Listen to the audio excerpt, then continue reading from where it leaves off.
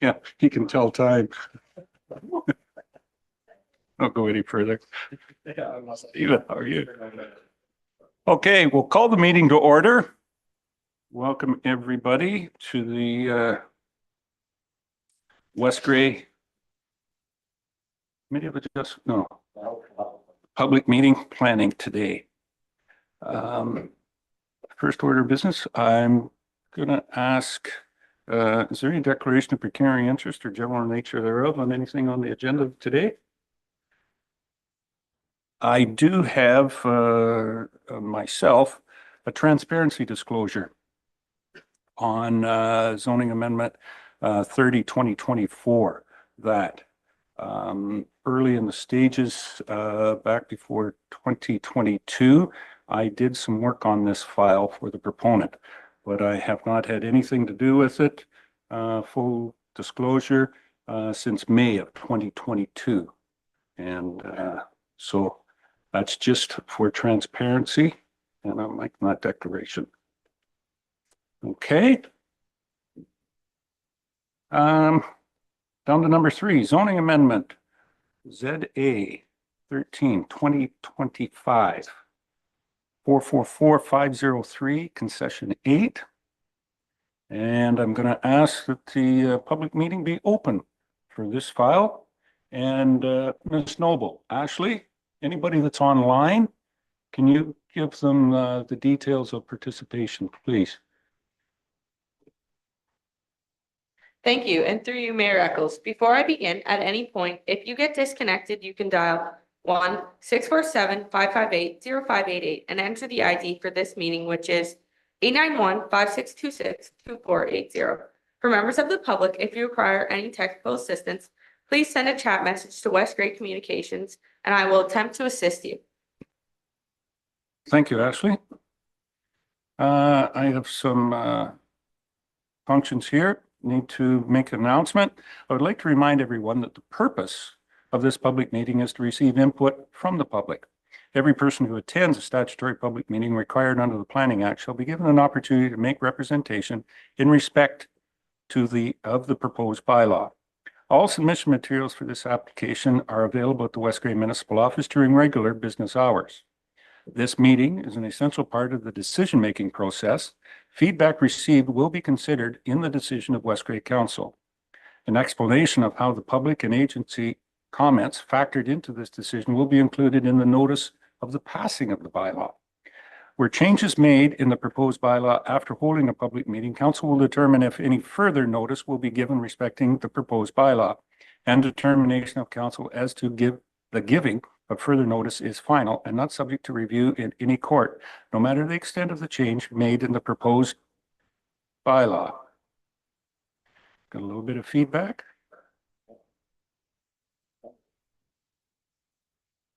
Is somebody recording this?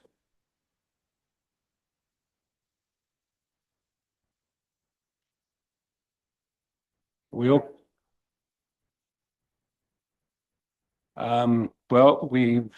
please, it is recorded and yep, it's okay. Thank you. And that's of the proposed bylaw. Thank you. Number 3, we'll have comments from the clerk, please. Jamie. Thank you, Mayor Eccles, and through you, notice of this public meeting was circulated in accordance with the Planning Act. Anyone wishing to provide verbal comments at this public meeting is asked to sign the sign-in sheet located on the podium. The personal information collected at this public meeting is collected under the authority of the Planning Act. The information collected will be used to complete the zoning bylaw amendment process and will form part of the public record. Questions about this collection should be addressed to me, the Director of Legislative Services / Clerk. If you wish to be notified of the decision of the Corporation of the Municipality of West Grey on the proposed zoning bylaw amendment, you must make a written request to the Municipality of West Grey, care of the Director of Legislative Services / Clerk. Thank you, Jamie. That brings us down to the next one, the overview from our planning department on this file. And this one, as I said, is in concession 8. David? Thank you, Mr. Mayor. As you mentioned, ZA 13/2025, Steen and Hardery, Ron Davidson, planning consultant. Purpose of the application is to rezone the property to satisfy the condition of provisional consent file B12/2025 and B13/2025 The consents proposed the creation of two new non-farm residential lots with a severed lot one of approximately 0.78 hectares and a lot two of approximately 1.16 hectares.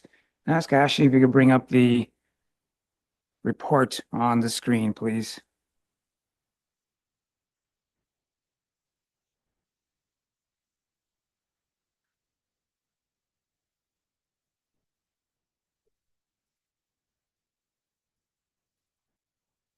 Page 10 in the report, please, or in the package. PDF. Shown on screen in the council chambers online is the draft Schedule A of the zoning bylaw proposed. Parcel that we're looking at is outlined with a dashed heavy black line showing a number of zones, an A2 zone at the rear, NE2, which is a natural environment, 2 zones, NE, natural environment, and then two new lots proposed, which were the consensus I mentioned, one to be zoned A2 548 in the bottom southwest corner, and the other lot zoned A2 549 on the eastern edge of the property. The A2 548 property itself is a little more complex. It does have a small inclusion of natural environment and some natural environment around the edges. Those were recommendations coming from an environmental impact study that was prepared for Steen and Hardery and accepted by the planning ecologist as being appropriate for the file.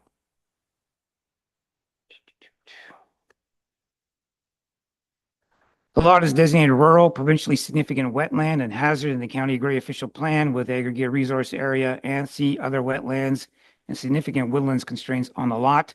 The lot abuts Natural Heritage System core constraint lands. There is no development proposed within the provincially significant wetland, although the development does abut the provincially significant wetland of Traverson Creek. County planning ecologist has reviewed the submitted environmental impact studies. The opinion that provided the recommendations of the EIS are implemented, the development would not have a negative impact on the natural features or ecological functions. Significant portions of the lot are within the SVCA regulated area. Saugeen Valley Conservation Authority staff conducted a site visit. Based on the site visit, mapping is to be revised. The mapping you see on screen is the revised lot lines coming from the Conservation Authority in terms of hazard mapping. Saugeen Conservation staff have no further concerns with the applications. As I mentioned, the property zoned A2 rural and E natural environment 2 and natural environment. New zoning for the severed lots would be the A2 548 rural exception, the A2 549 rural exception, and a revised natural environment. Previous reports that were provided, there was B12 and B15, which were approved by the West Grey Committee of Adjustment earlier this year. Circulated the applications to various agencies, including internally Public Works, Building, Fire. There's no concerns other than a requirement to have approved entrance permits and civic addresses. As I mentioned, the County of Grey planning ecologist did review the natural heritage study, and there's a number of recommendations in there that are to be implemented either through a development agreement or through the zoning itself. Saugeen Valley again, Conservation Authority again reviewed it and have no issues considering as long as the updates to the hazards are coming into place. There are no public comments submitted as of June 3rd, 2025, when the report was uploaded to the West Grey website. There have been no comments, verbal or written, since that time. Reviewed the application versus the Provincial Planning Statement 2024. As of October 20th, 2024, the provincial planning statement applies to all decisions with respect to the exercise of any authority that affects a planning matter. Section 3 of the Planning Act requires that decisions affecting planning matters shall be consistent with policy statements issued under the Act. Reviewed the two lots in regards to rural and hazard policies and provincial policy, and also regards to natural heritage policies such as provincially significant wetlands, ANSIs, and other wetlands, significant woodlands. Overall, we do find that the application provided again that the EIS comes into play, is consistent with the provincial policy statement. The County of Grey official plan, the lot is designated rural with the various hazards and constraints on it. Overall, again, as long as the EIS and the zoning comes into force and effect together with the development agreement, the application would maintain the general intent and purpose of the Grey official plan. In terms of the municipality of West Grey zoning bylaw, severed lot 1 is currently zoned A2 and restricted agricultural and natural environment. It is slightly shorter or smaller than the required in the zoning bylaw, but overall the sizes are keeping with the reduced lot regulations of the A2 zone that do allow for a lot area of 0.8 hectares and a lot frontage of 30.54. In this particular case, we have a proposed 0.78 and a proposed of 84. So in the end of the day, with the reduced lot regulations, it will meet the requirements of the bylaw provided it's zoned at this time. Excuse me. Severed lot one would be rezoned to the A2548 rural exception zone. That zone will require fencing along the north and east boundaries of the lot, again from the EIS. It would allow the NE lands to be used in the calculation of the lot area minimum. It would increase the interior side yard and minimum and the rear yard minimum to ensure there's no site alteration, building or new structure, including private sewage systems and any associated weeping bed constructed within the provincially significant wetland setback. It would also exempt the development from section 620.4 natural environment holding provisions, as we've already addressed those through the zoning proposed. In terms of the severed lot two, again, this lot will also meet the requirements for the reduced lot regulations of the A2. The proposed is 1.16 hectares with a lot area minimum of 0.8 required, and the proposed frontage of 75 meters, whereas the reduced lot area of 30.5 is required. As I mentioned also that we will be revising the mapping to meet the requirements of the wetland mapping of the County of Gray official plan. Overall, our current features don't match. When we're done the zoning with this particular schedule, things will match up between the province, the county conservation authority, and West Gray. Overall, in the opinion of the zoning amendments proposed represents good planning, I recommend the council consider the passage of the bylaw as recommended in the report. Thank you. Thank you, Mr. Smith.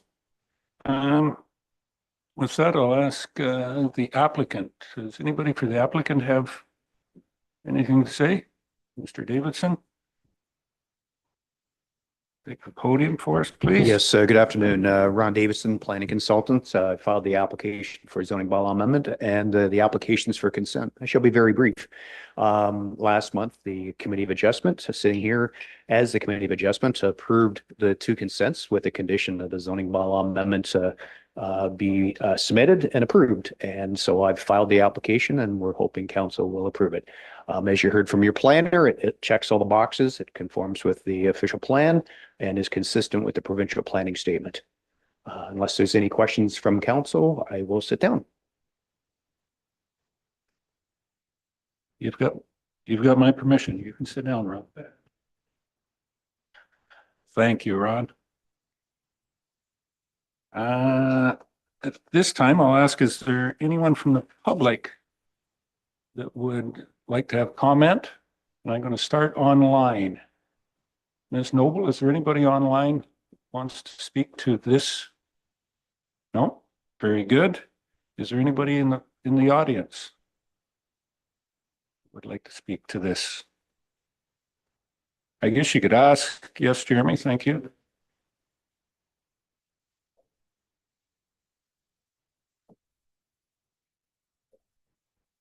Probably not on this file, but it looks of it.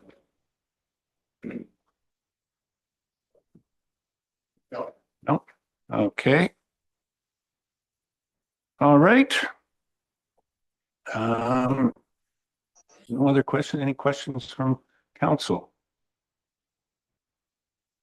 There is a recommendation here, and Deputy Mayor Hutchison. Thank you, Mayor Eccles, and I would move that we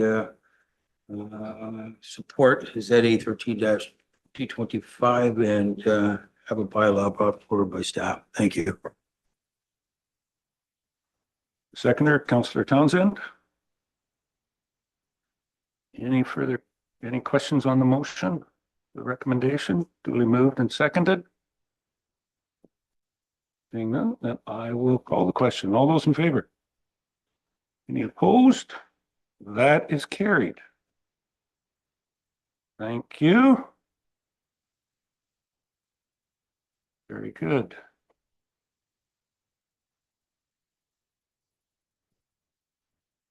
That moves us down to number 4 on the agenda today. And we do have a declaration of interest from Councillor Hutchison. It's declared a conflict on that, so.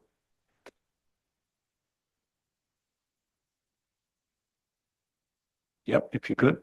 Okay, so On ZA 302024, June 17, 2025, item number 4, I'm declaring a conflict of interest because of connection with the party who opposes this file, and I have not been involved in previous meetings on this file, so we declare a conflict on that. Thank you. All right, okay. Thank you, Doug. So the meeting is open. I'd like to remind everyone that the purpose of this public meeting is to receive input from the public. Every person who attends a statutory public meeting required under the Planning Act shall be given an opportunity to make representation in respect of the proposed bylaw. All submission materials for this application are available at the West Grade Municipal Office during regular business hours. This meeting is an essential part of the decision-making process. Feedback received will be considered in the decision of the West Grade Council. An explanation of how the public and agency comments factored into this decision will be included in notice of the passing of the bylaw. Where changes made in the proposed bylaw after holding a public meeting, council will determine if any further notice will be given respecting the proposed bylaw. And the determination of council as to the giving of further notice is final and not subject to review in any court, no matter the extent of the changes made in the proposed bylaw. And I was remiss, Miss Noble. I should have asked you, anybody attending virtually, how they can participate. Members of the public joining virtually wishing to participate in this portion of the meeting may do so in one of two ways. If you have joined via phone, press *9 to raise your hand.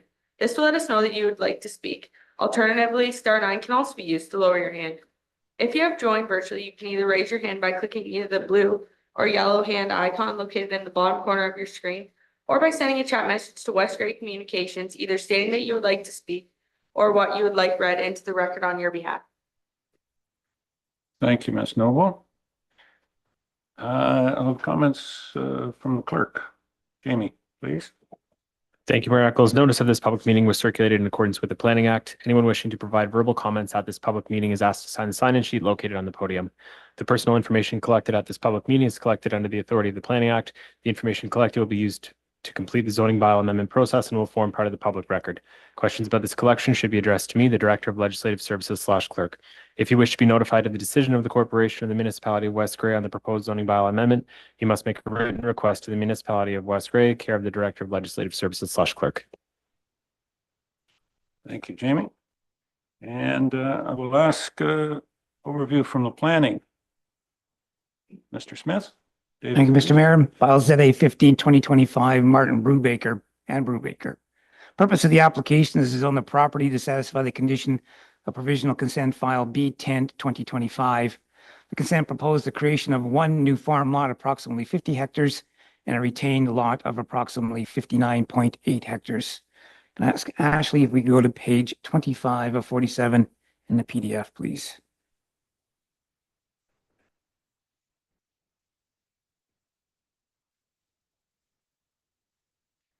Shown online in the council chambers is a draft schedule for the Martin Brubaker file. The top picture is an A1-XX showing the lands that would be zoned to include both the natural environment and the A1 zoning and the total lot area.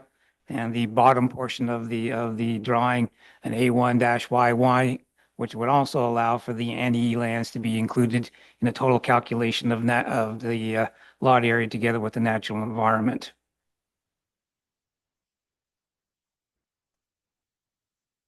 The purpose and effect of the application is again to permit lands zoned as natural environment to be used in the calculation of lot area minimum for both lots and to consider a reduced front yard minimum for the severed lot. Property is designated as agriculture and hazard in the County of Grey official plan. Aggregate resource area, significant woodlands constraints have also been identified on the property. Property is subject to Saugeen Valley Conservation Authority regulations in part. Previous report, the West Grey Committee of Adjustment approved file B10-2025 for the application to sever the farm lot earlier this year. As I mentioned, this application for zoning is to satisfy a condition of that application, of that approval. The application was submitted to various agencies for comment, including internally, Public Works, Fire, and Building. There have been no concerns or issues raised overall. The County of Grey Planning Ecologist reviewed the application and provided comments stating that the natural environment on the property, natural An environmental impact study on the property can be waived. There's no further concerns. County transportation is on a county road, have no concerns. Saugeen Valley Conservation Authority did also review the applications and find the application, in this particular case, their comments were, as provided in your report, not to be acceptable. In your report, it reads, SPCA find the application not to be acceptable.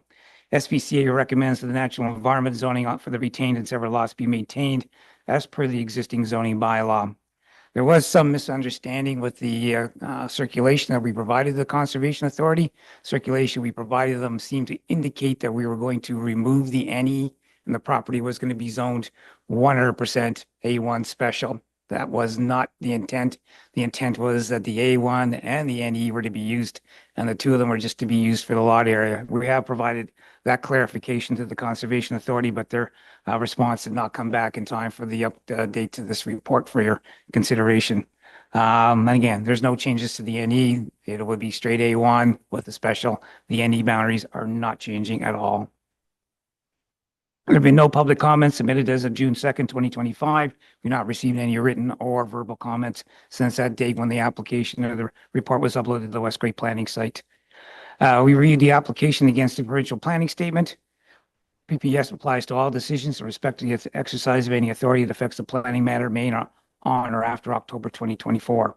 We reviewed the applications versus the agricultural and the natural heritage hazard policies and natural heritage policies of the PPS and find that the application overall is consistent with those policies. Reviewed the application against the County of Grey official plan in regards to aggregate resources, hazard areas, and agricultural overall. These lots meet all the requirements of the County of Grey official plan in that regard. As I mentioned, the County of Grey Planning Ecologist reviewed the proposal and confirmed that an environmental impact study is not required.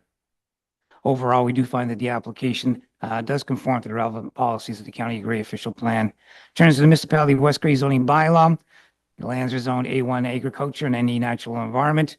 The A1 zone establishes a minimum lot area of 40 hectares. However, section 620.2 of the bylaw states that land zone NE shall not be used in the calculation of lot area. For the retained lot, the severed lot includes approximately 23.7 hectares of NE lands. There's approximately 36.1 hectares of land within the A1, and overall, it does meet the overall total lot area. But the bylaw requirement is 40 hectares.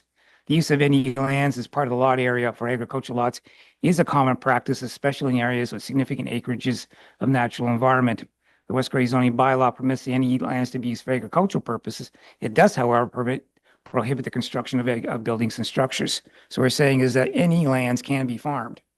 We have any number of pieces of NE land that are in floodplains that have animals pastured on them throughout the summer months and animals taken off during flood season.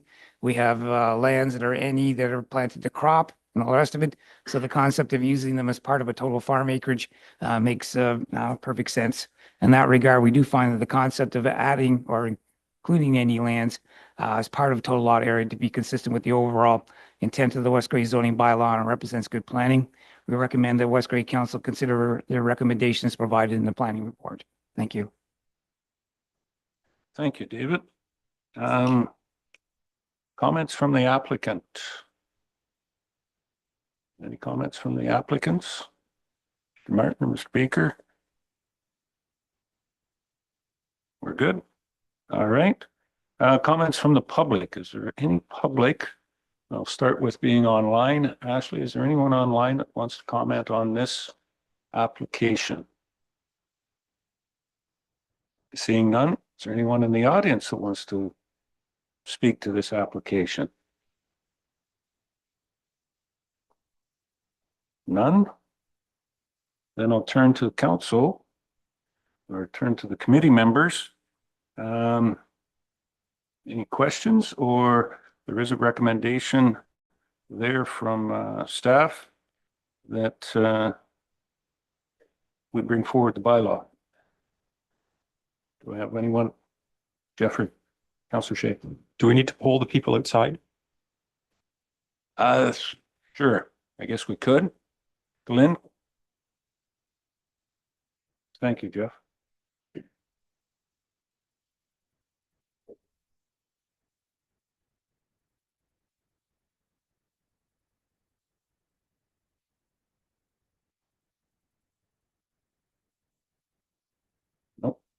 Okay, it sounds like there's anybody out there. Good.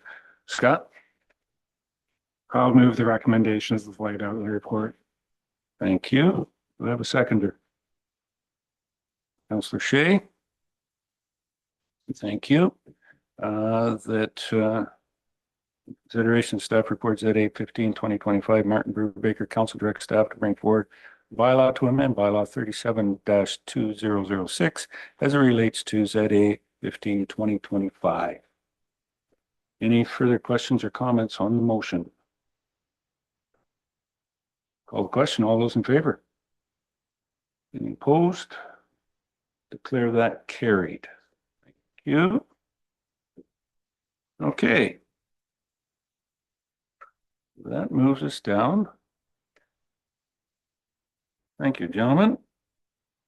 I believe we're on to number 5 on the agenda.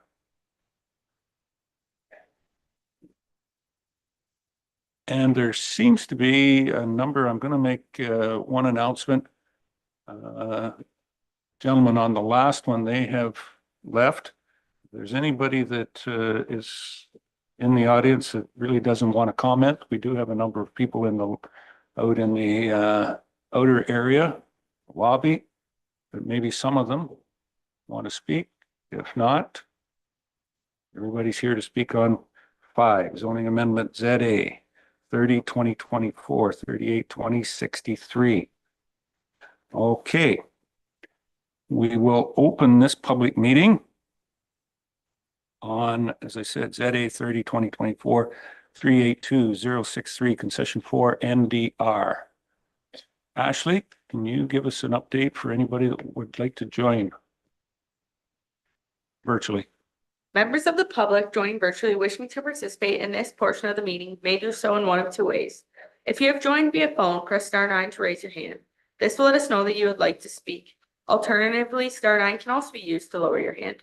If you have joined virtually, you can either raise your hand by clicking the blue or yellow hand icon located in the bottom corner of your screen, or by sending a chat message to West Grey Communications, either stating that you would like to speak. Thank you, Ms. Noble. My announcements. I would like to remind everyone that the purpose of this public meeting is to receive input from the public. No decision on this application will be made at today's public meeting. Every person who attends a statutory public meeting required under the Planning Act shall be given an opportunity to make representation in respect of the proposed bylaw. All submission materials for this application are available at the West Grey Municipal Office during regular business hours. This meeting is an essential part of the decision-making process. Feedback received will be considered in the decision of the West Grey Council. An explanation of how the public and agency comments factored into this decision will be included in the notice of the passing of the bylaw. Were changes made in the proposed bylaw after holding of a public meeting, council will determine if any further notice will be given respecting the proposed bylaw, and the determination of council as to the giving of further notice is final and not subject to review in any court, no matter the extent of the changes made in the proposed bylaw. That's my comments. Mandatory. Mr. Clerk. Jamie? Thank you, Mayor Eccles. And through you, notice of this public meeting was circulated in accordance with the Planning Act. Anyone wishing to provide verbal comments at this public meeting is asked to sign the sign-in sheet located on the podium. The personal information collected at this public meeting is collected under the authority of the Planning Act. The information collected will be used to complete the zoning bylaw amendment process and will form part of the public record. Questions about this collection should be addressed to me, the Director of Legislative Services / Clerk. If you wish to be notified of the decision of the Corporation of the Municipality of West Grey on the proposed zoning bylaw amendment, you must make a written request to the Municipality of West Grey, care of the Director of Legislative Services / Clerk. Thank you, Jamie. And I will turn to Mr. Smith for his comments. David? Thank you, Mr. Mayor. I'm gonna ask Ashley to bring up page 33 of 47 and today's.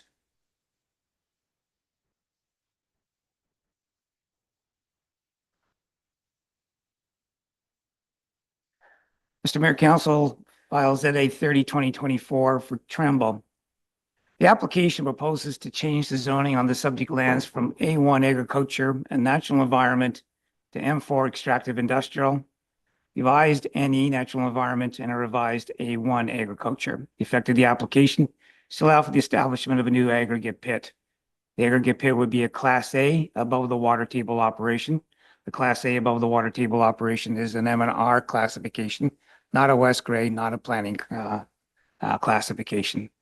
The licensed area would be 26.97 hectares. The extractive area within the licensed area would be 20.79 hectares. The remaining 6.18 hectares would be primarily buffer lands, screening, environmental buffer, required setbacks, and internal roads. The summary report provided by the applicant indicates an intent to extract a maximum of 300,000 tons per annum of aggregate. And we'll go down to the next page, please. Shown in the council chambers and online is the development drawing provided by the applicant, showing the overall total property size together with the aggregate extraction to be done in two sections or two lobes, one on the north side to the left of the map with an environmental protection area through the middle of it with an access roadway, and another extraction area on the south side, which borders concession 4. Natural environment lands are on the west side of the property, on the Saugeen River side, and unused lands to the north would remain in the agricultural A1 zoning. You can see the dotted lines with the limit of extraction. It's not exactly the greatest map when it gets transferred, with limited extraction, setbacks to various sensitive areas as proposed, various berms and so on and so forth on the drawing. Next page, please. Submitted studies. The applicant submitted the following studies, reports, and plans in support of the zoning bylaw amendment application. Noise impact study dated August 17th, 2023, prepared by Bell Acoustics Canada. Transportation study dated 29 September 23, prepared by Paradigm Transportation Solutions. Natural environment technical report dated March 22, prepared by AWS Environmental Consulting. Maximum predicted water table and hydrogeological assessment report dated revised November 23, 2023, prepared by GM Blue Plan Engineering. A summary statement, proposed Class A aggregate pit dated February 26, 2025, prepared by GEI Consultants. Planning justification report dated December 4th, 2024, prepared by Ron Davidson, Land Use Planning Consultant. A Stage 1 and Stage 2 archaeological assessment dated 25/08/2022, prepared by Archaeological Research Associates Limited. And a site plan with operational notes and cross sections dated 25/02/25, prepared by GM Blue Plan. Next page, please. Peer review of submitted studies. West Grey has engaged external experts to complete a peer review of the following submitted studies: the noise impact study, the natural environment technical report, and the maximum predicted water table and hydrogeological assessment report. Responses from the applicant to the comments from external experts is ongoing. West Grey staff note that there were no significant concerns raised in the peer reviews. The peer reviews have been posted to the West Grey Planning Applications webpage, and same with the responses will also be posted there as they become available. Next page. Planning Act requirements, public notice, public meeting, and appeal rights. The Planning Act requires one public meeting that is being held today, June 17th, 2025. Planning Act public notice requirements require notification to property owners within 120 meters of the subject property. That's 120 meters of the property boundary. Planning Act posted sign requirements. In this particular case, West Grey required the posting of a 4-foot by 8-foot sign at the entrance of the property from concession 4 NDR. There will be no further mandatory public meetings. Planning Act limits appeals of any future decision of West Grey Council to the property owner, specified agencies, and specified individuals. Neighboring property owners do not have a right to appeal a decision of West Grey Council. Next page, please. West Grey Council decision. A detailed planning report and recommendation will be prepared by West Grey staff and presented to West Grey Council at a council date to be determined.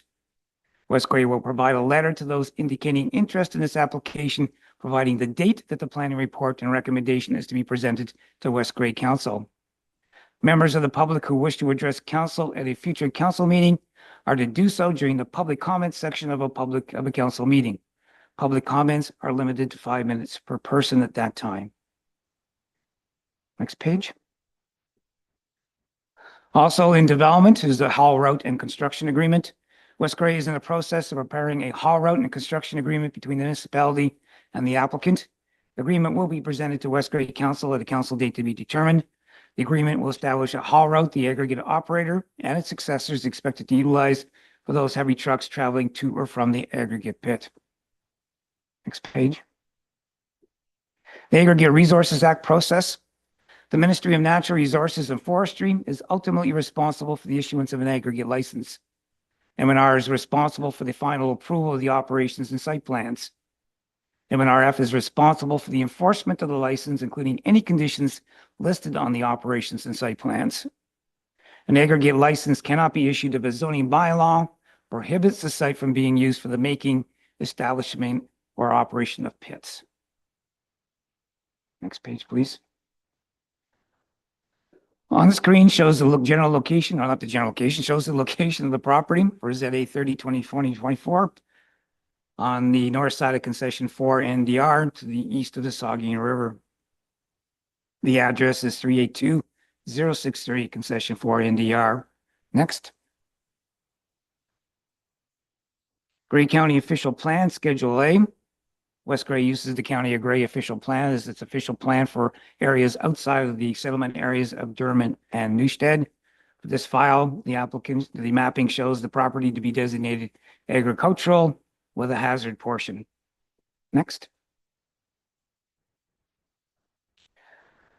Gray County Official Plan Schedule B. This map shows the entire property and surrounding areas to be within the aggregate resource areas established in the County of Gray official plan. An aggregate resource area is an area identified through various studies together with the province of Ontario, a prime aggregate in Ontario, and the mapping is areas that are available or promoted for aggregate extraction and are to be protected in various means from development which may impact or impede the extraction of aggregate. Next page. Gray Official Plan Appendix A shows on the lots, very tough to see, is a small area of other wetland. It's in the middle there, kind of thing with the area of trees. It's called other wetland. Property abuts on the east, significant woodlands. Okay, it's within 120 meters of the Saugeen River and is within 120 meters of significant valley lands, which is the area in red. The only feature actually on the property in terms of constraints is the other wetland. As I was shown in the drawing for the proposed extraction, that area is not included in the extraction area, would continue to be zoned environmental protection. The West Gray zoning bylaw, next page, please. West Gray zoning bylaw currently matches the county official plan with the A1 on the property together with the green area and the natural environment. I'll come through the middle on the west side of it overall. Next page, please. The draft zoning bylaw has been discussed with the applicants. Shows this here with on the north side, an area of A1 to be retained, two areas M4, which is the extraction area, and an area of NE, natural environment up through the middle, and a natural environment on the west side to be retained also outside of the extraction area. That's the end of my presentation, Mr. Mayor. Thank you. Thank you very much, David. And at this time, I'm going to be asking for comments from the applicant. And Mr. Davidson, I think that's.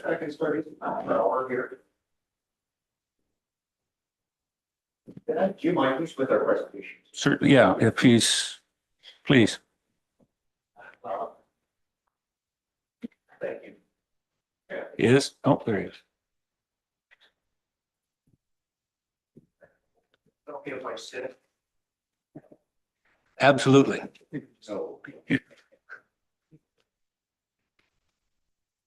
So good evening, or good afternoon. It's not evening yet, but it might be. So my name is Ron Davidson and I'm a planning consultant and I'm representing Don Trumbull with his application here today.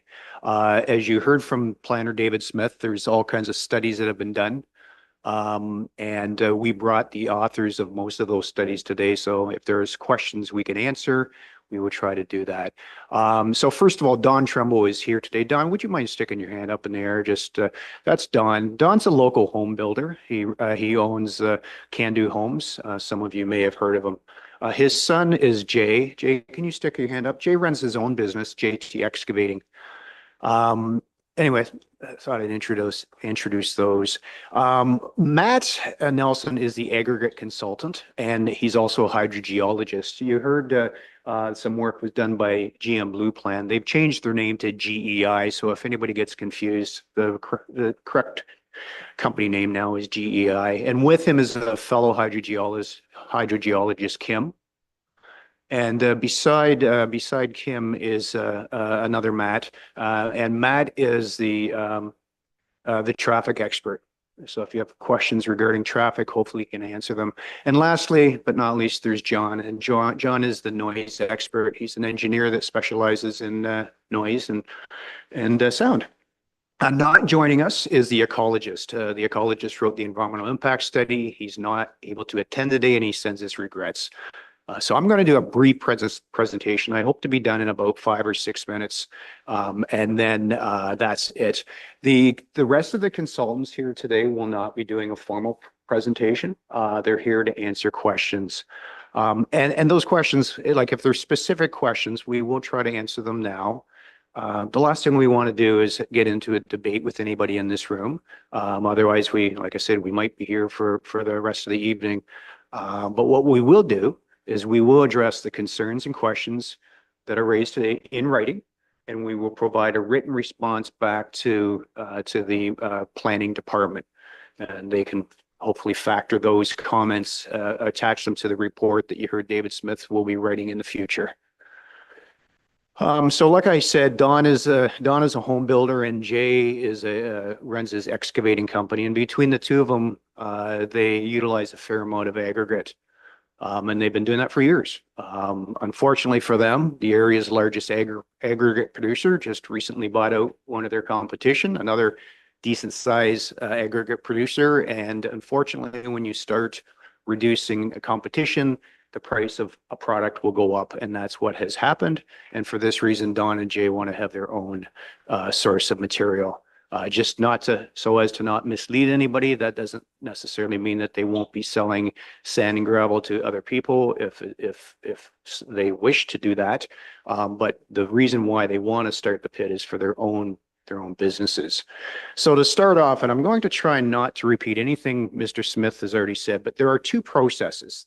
We're here for the second part, and I think most of the people in attendance here probably have a decent idea of what I'm about to say. So the first approval, or the first process, started quite a while ago, and that's proponent driven, if you will, and that is the pit license under the ministry, under the Aggregate Resources Act, and that's done between the applicant and it's starting off with the Ministry of Natural Resources and Forestry.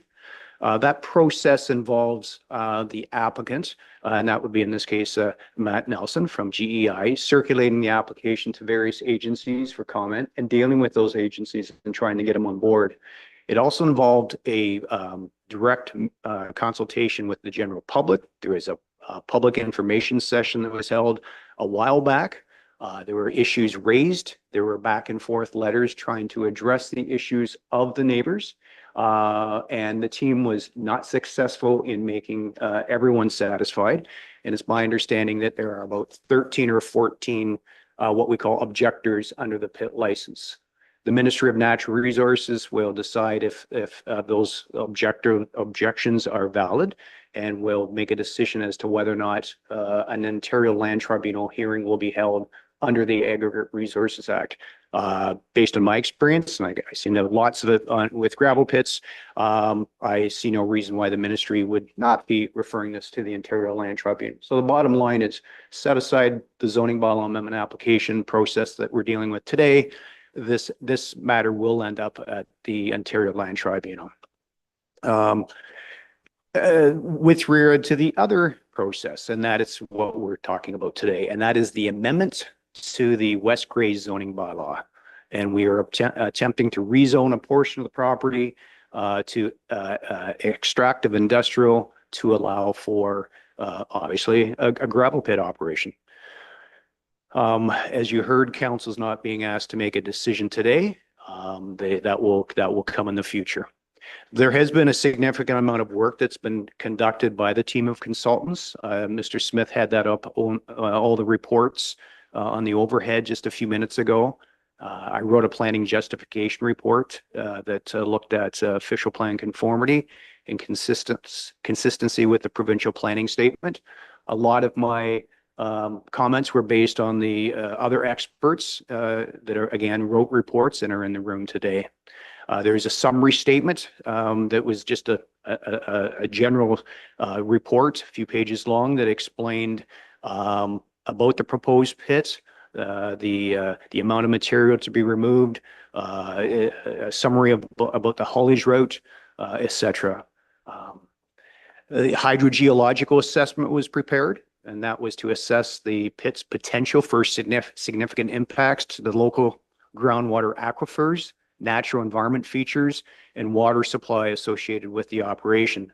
And based on the assessment, the consultant concluded that there is no potential for significant adverse effects to a groundwater and surface water resources and their uses, and that there is no potential for significant impacts to the local groundwater aquifers, the natural environment features, including the nearby Saugeen River, or water supply associated with the proposed pit.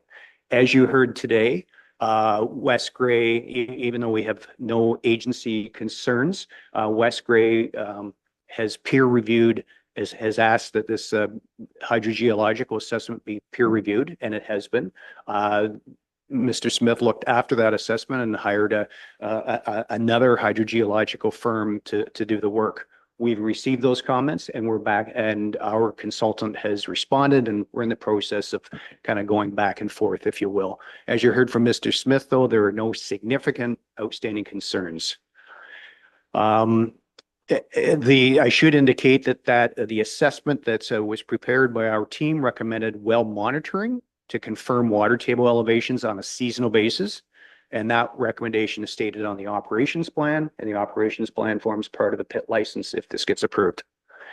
Another report was conducted called the Natural Environment Technical Report, otherwise known as an Environmental Impact Study, or an EIS.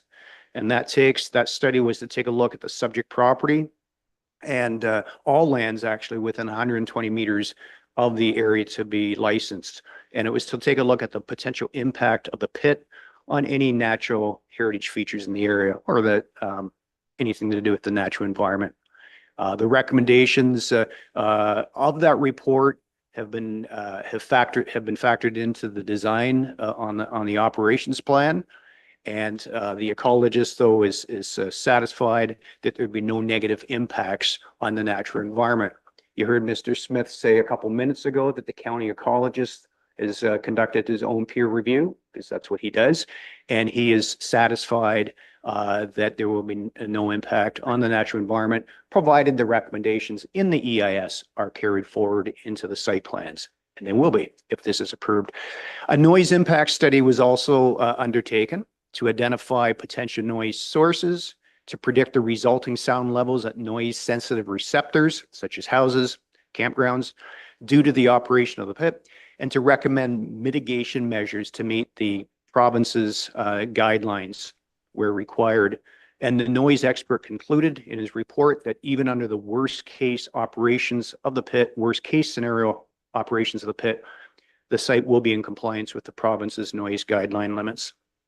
There's also a traffic expert conducted by the traffic engineer with regard to a sightline review. And based on the anticipated truck traffic associated with the pit, the consultant forecasted that the concession 4/Mealock Road intersection will continue to operate well without any problems. It was recommended that a few trees located along the road allowance at the northwest corner of the intersection be removed to provide for a better sight distance, and that the gravel shoulder at the southwest corner of the intersection be paved to better accommodate truck movements. And of course, any of that would be done at the cost of Mr. Trimble.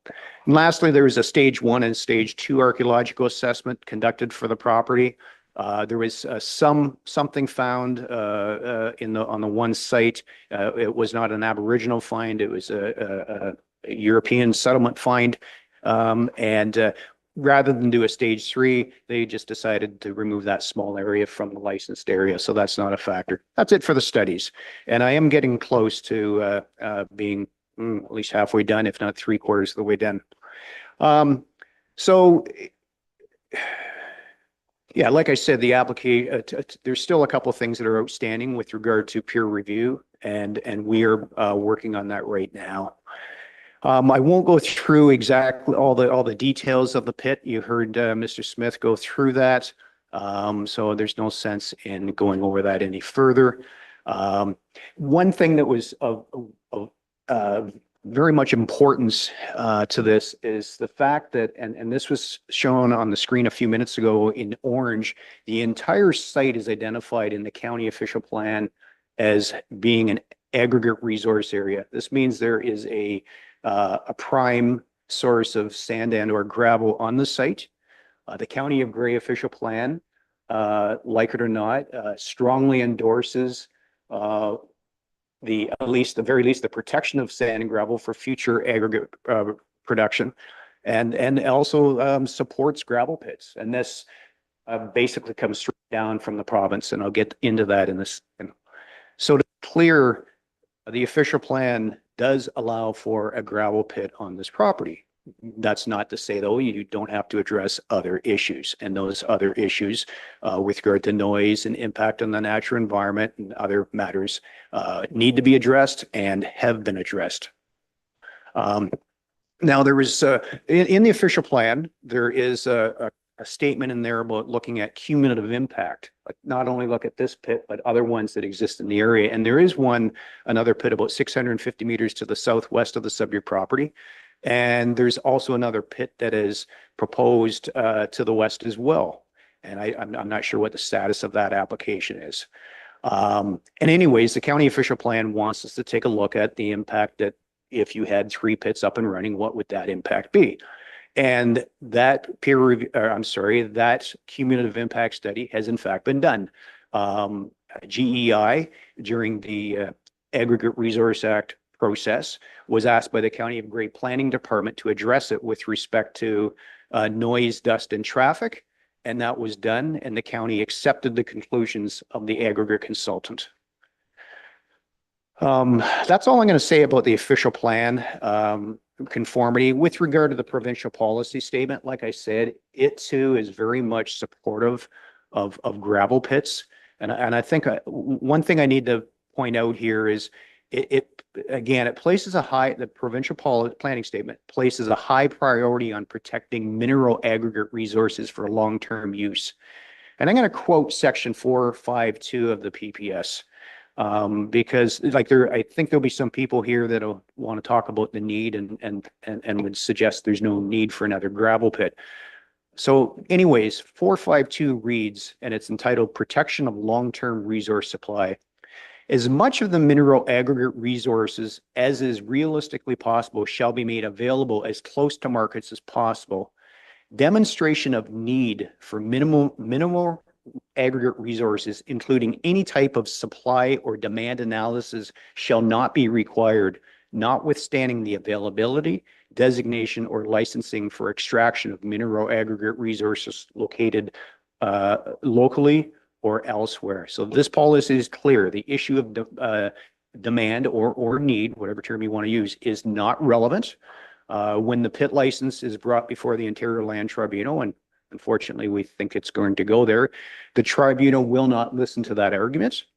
And since council's decision must be consistent with the provincial planning statement as well, council should not be basing their decision on whether or not they feel that there's enough pits in the area, because again, need is really not on the table. Again, though, the provincial policy statement, just like the county official plan, also requires extraction to be undertaken in a manner that minimizes social, economic, and environmental impacts. And we feel that the team of experts involved in the designing of this pit operation have come up with recommendations that are doing just that. And again, we've had the EIS peer reviewed by an ecologist, and it's fine. And now we're just waiting to hear back from the noise expert and the traffic expert with regard to some finer details. Mr. Mayor, I'm going to stop there. I think I've said enough. I don't want to put everybody to sleep. Like I said, we're here to answer questions if they truly are questions, if they're rhetorical or a concern.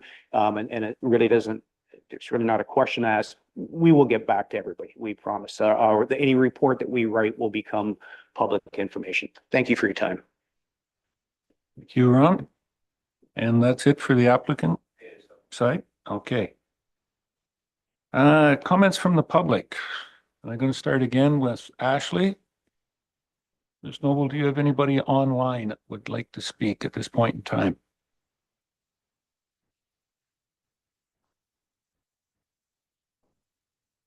Nope. Okay. Then I'm going to open it up to anybody in the audience that would like to speak. If you could, please use the podium, give your name and where your residency is what we require. We do have sign-in sheets. On a few occasions at these public meetings, we've had people give their name, and when it got into the record, the minutes, the name didn't read just the same as what it's pronounced. So if you could use the sign-in sheet, we'd really appreciate that so we can get the accuracy correct. I think that's about it. Anything else I need? No? Well, you do because we're zooming it. So yes, you will. You need that gray button there will give you. Got it. Now Okay. you're live. So whatever you say now is recorded. My wife would have argued that a long time ago that I'm live, but that's a different story. My only comment would be everyone's already said basically what I'm going to say. Your name and Michael Creasa, sorry, concession for NDR in Hanover. My big concern would be this meeting, wonderful that we've got attendance here. And I realize that you all have jobs, but so do the people that are here. For this meeting to really have been impactful, it should have been in the evening, 7 o'clock, so people that have jobs could be here to attend, because this is a crucial matter, and we probably cut out half the people that could have potentially been here. So my one comment would be, in future, when there are meetings of this scale and importance, we should consider doing it in the evenings. That's my comment.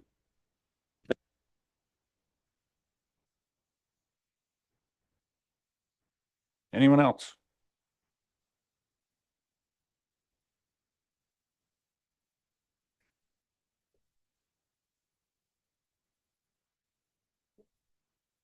Hi, Lucy Leone, Durham. This project with the gravel pits, there's a lot of talk about guidelines and assessments. I don't hear anybody favoring the community, the moral decision to take care of the community, the people who live there, the health and welfare of the people that live there. So I'd like to know when. Everything's about the big official plan. Everything's about what Ontario wants. What about the community who live here? We are overlooked all the time. When are you going to consider our position? When? We're running out of steam.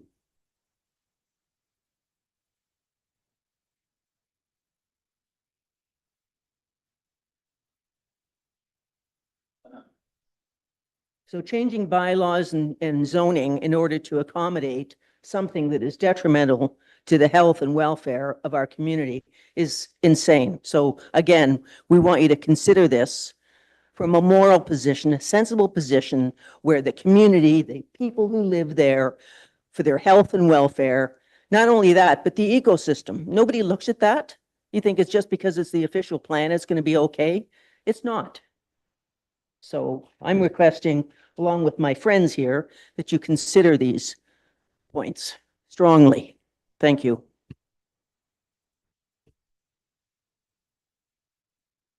Thank you. Anyone else?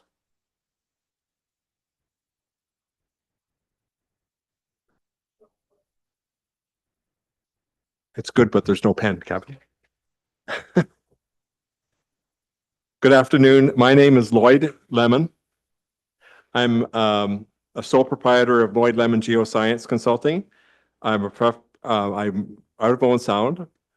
I'm a professional geoscientist with more than 40 years of experience in geological and hydrogeological research and studies. I have a master's degree in hydrogeology from the University of Waterloo from 1991. I was retained by the Saugeen Preservation Society to look at some of the technical studies that were discussed, particularly the GM Blue Plan hydrogeological assessment. My objective was to confirm that the findings are supported and consistent with the requirements of the Aggregate Resources Act.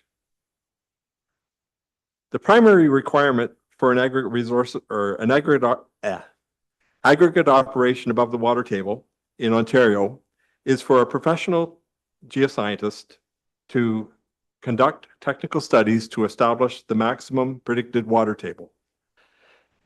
This is used to define the maximum depth of the pit floor as 1.5 meters above that level. The water table is defined by the MNRF as the water level where the fluid pressure in the geological formation is atmospheric. In simpler terms, this is the level that the water would be observed if you dug a hole and water came into the hole.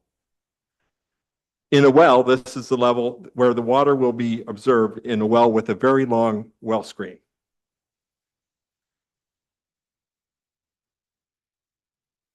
Elements of the study to establish the maximum estimated water table include review of regional topography and geologic setting to design an investigation program to establish wells that will allow the water table to be measured. A minimum of 3 wells would be appropriate when topography is minimal, but more wells are typically required when slopes, complex geology, or surface water are present. Review of 2 would be review of available records of groundwater elevation patterns and history of fluctuations over time. Groundwater can change like very quickly in response to precipitation, seasonally, especially during spring melt, and also in response to increased recharge or flooding. Also, we'll be looking at precipitation records over time. Those do have patterns, and they help establish when there would be more or less and what the maximum would be. We'd be looking at the review for potential flooding of surface water features to affect the water table. And then finally would be development of a monitoring program that will include sufficient frequency to ensure that the maximum water level is established relative to changes in groundwater elevations due to spring recharge, precipitation, and flooding events. My review of the work conducted by GM Blue Plan showed that 2 of the monitoring wells were not constructed so that the water table or that the water level reported represents the water table. The number of monitoring wells does not adequately characterize the potential influence of the water table by the topography within the area. More wells would be required to have confidence that the shape of the water table is understood. The timing and frequency of water level measurements do not provide sufficient confidence that the high water level observed is the maximum predicted water table. Water levels were measured only 4 times in 1 year and single measurements in 2 other years. Other programs can establish more frequent monitoring and use continuous measuring devices to record it. No effort was made to understand the effects of the Saugeen River on groundwater levels, and in particular, the effect of flooding conditions on the water table. One of the maps that was shown earlier showed that the Saugeen River comes in from the east, goes north around the site, and then back down to the west. This site is within what's called a meander in the Saugeen River. That gives more potential for a flooding condition to affect the water table within that zone where the pit is proposed.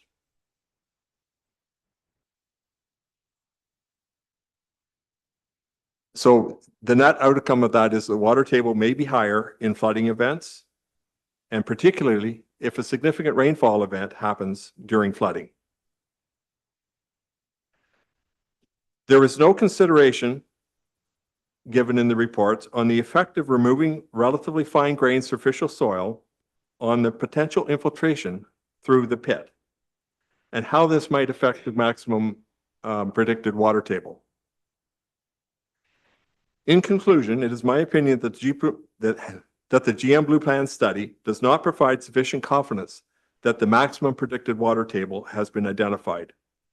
Additional investigations, including additional and properly constructed monitoring wells, more frequent water level measurements at appropriate times, and groundwater level measurements in conjunction with studies related to the behavior of the Saugeen River and its floodplain in this area would increase confidence that the maximum predicted water table has been defined.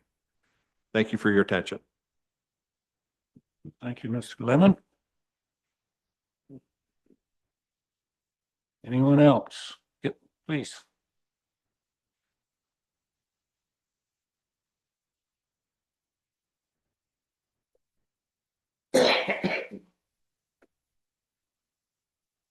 My name is. Mike, still not. Now There it's you are. on. There you are.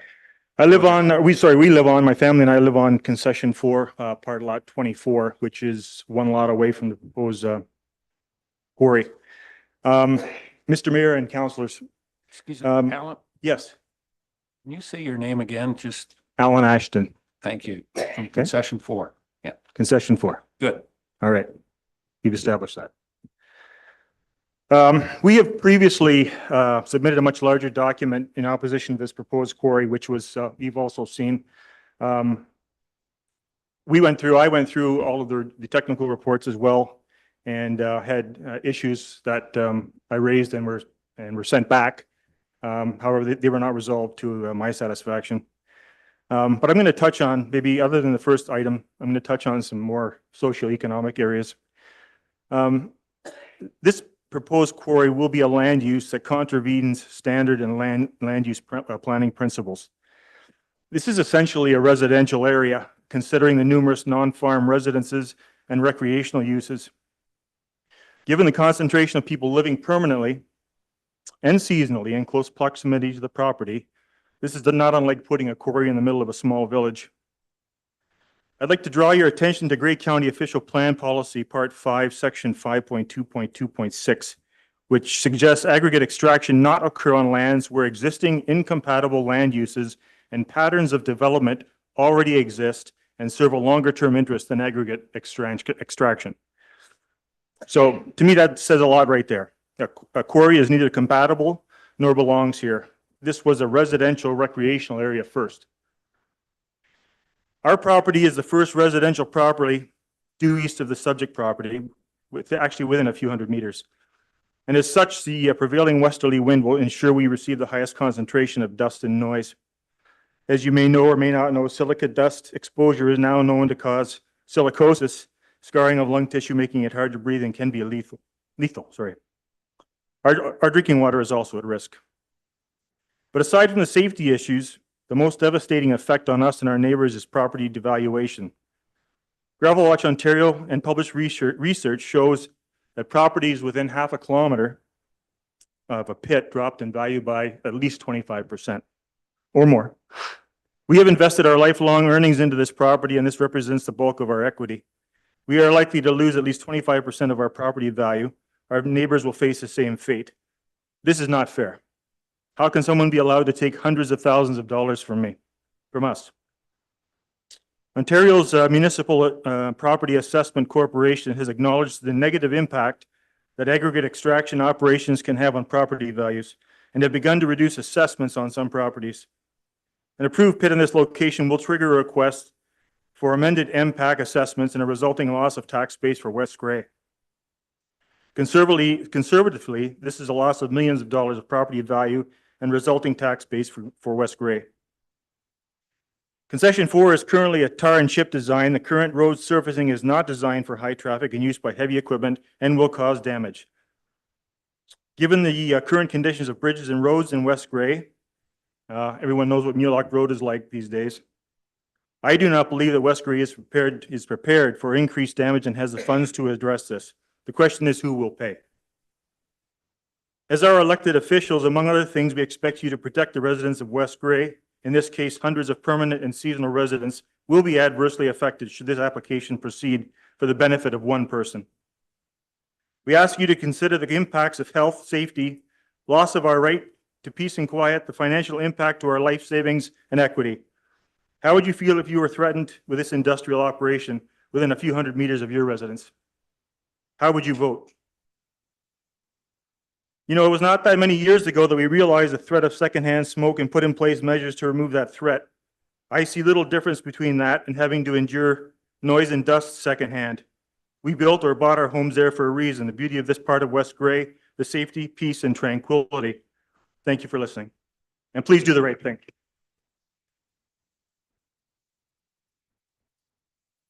Thank you. Is there anybody else? Please.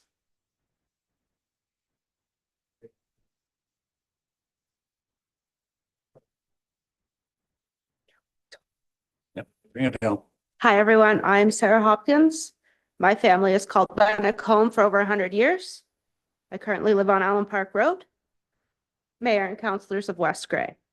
I do question you. How many submissions were put in support of the Saugeen Preservation Society stating concerns for this gravel pit application? Do we have an answer, Jamie? No.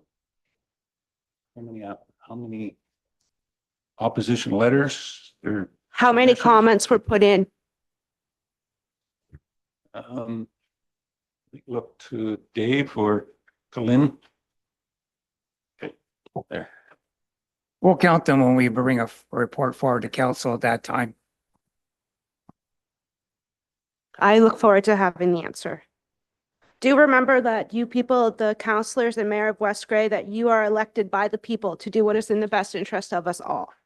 I am here today to ask you to oppose the rezoning of Lot 22 Concession 4 NDR. This is at a critical time when we are asking for West Gray to put in policies to protect residents, environment, farmland, and the pure nature we all cherish. West Gray, nestled in nature, soon to be nestled in gravel pits as we're at 29 and counting. The application put forth is far from complete.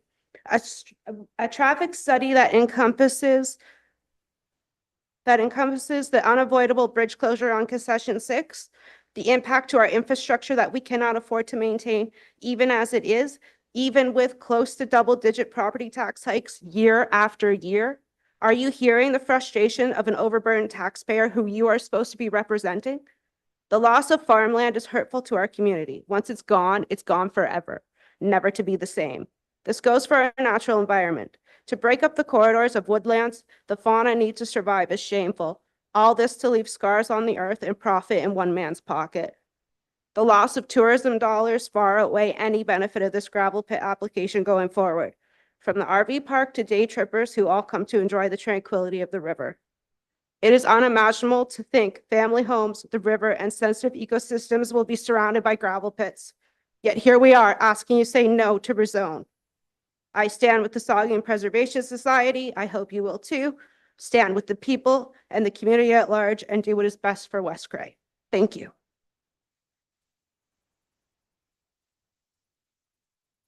Thank you. Anyone else? Go ahead, Steve.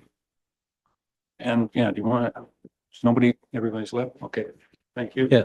Stephen Townsend from Durham. I'm a member of SPI, and we've been working very hard over the last few years against and for the pit, meaning to make sure that everybody understands exactly what's going on.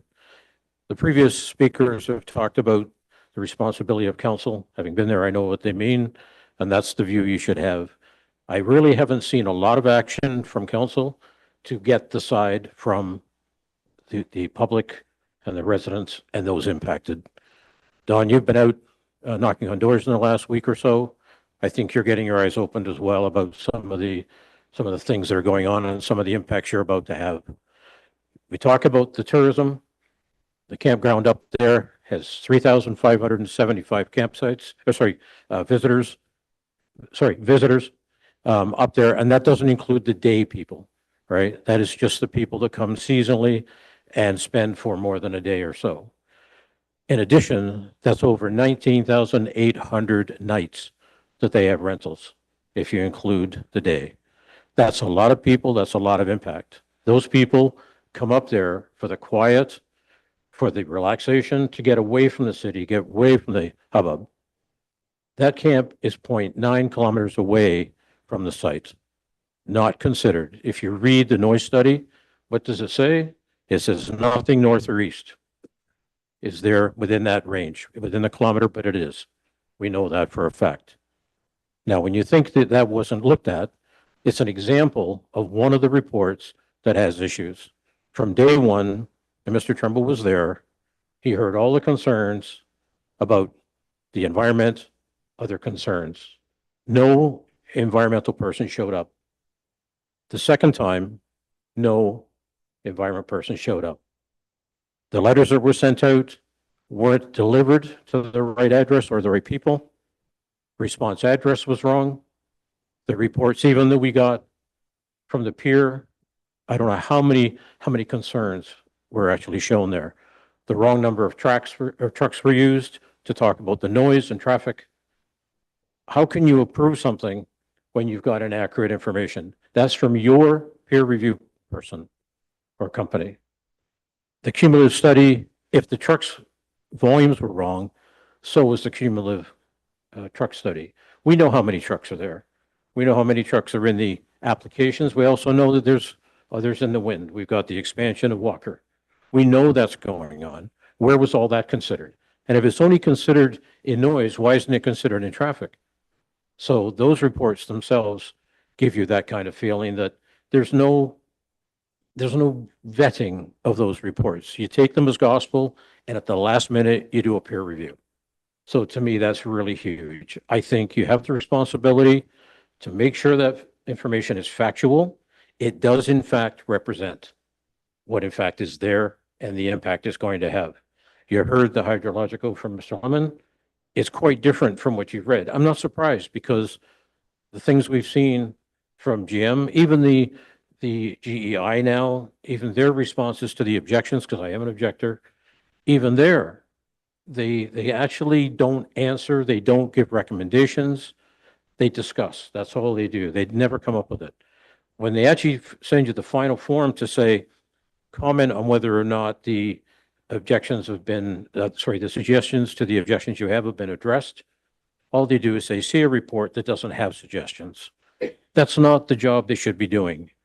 And someone here should know that that in fact is what's happening, that it isn't quality, it isn't giving the answers to the questions and the objections being proposed.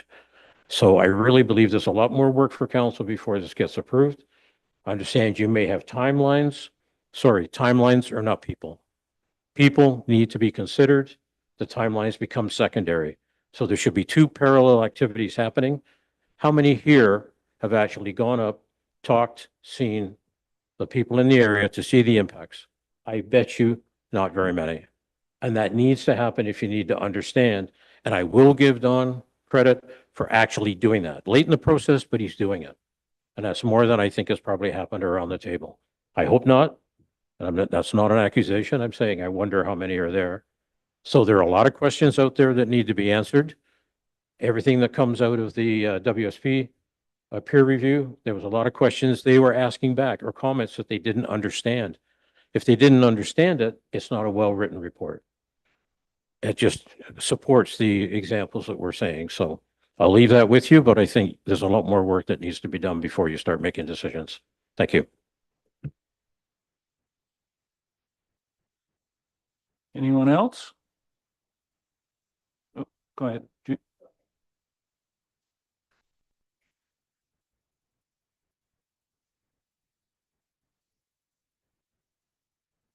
You'll have to push the gray button there. If you give your name and residence, please. My name is Bill Burton. I'm a resident of Allen Park Road, have been since 2002. I'm here today to voice my opposition to another gravel pit in Benting Township and at the concession 4 site that Mr. Tramble has applied for.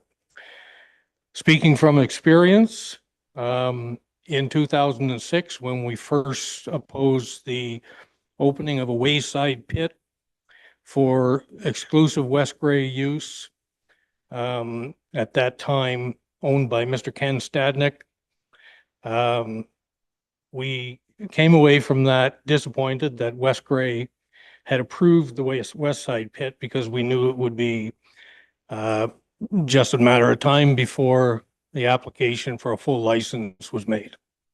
And it was. Mr. Stadnick was given the operator's license there for gravel extraction. That pit went on from Mr. Stadnick to Sutherland Construction, purchased it. And now it's owned by Walker Industries and is called the Redford Pit.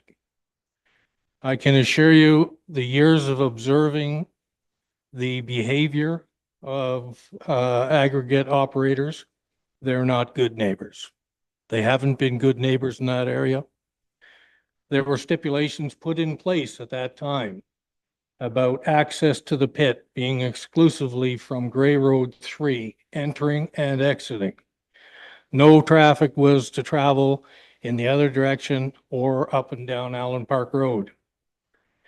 The difficulty is that once licenses are approved, these aggregate operators become bad neighbors. They disregard stipulations such as limited access, such as operating hours of crushers, such as backup beepers from equipment, steel tracked equipment on stone. I live north and there are no berms on the back ends. And I can tell you, I hear all of the noises. So when they fire up loaders and backup beepers at 4 a.m., when the stipulation was supposed to be 7 a.m. to 7 p.m., you know, for me, it tells me that they're disregarding the stipulations that were put in place. I don't expect anything different from any other operator who will come in, whether it's Mr. Trimble or the other person who's applied for a license below the Redford pit. So the dust, it's not just the dump trucks. Our road is beaten down by heavy farm equipment. I mean, we put up with that, but there's limited parts through the seeding in the spring and harvesting in the fall, but there's some break in there.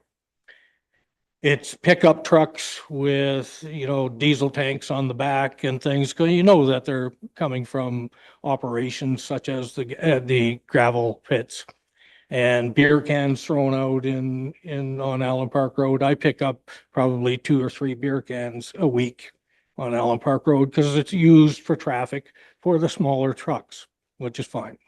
So I oppose the changing of the zones, the bylaws for zoning, and I oppose another gravel pit.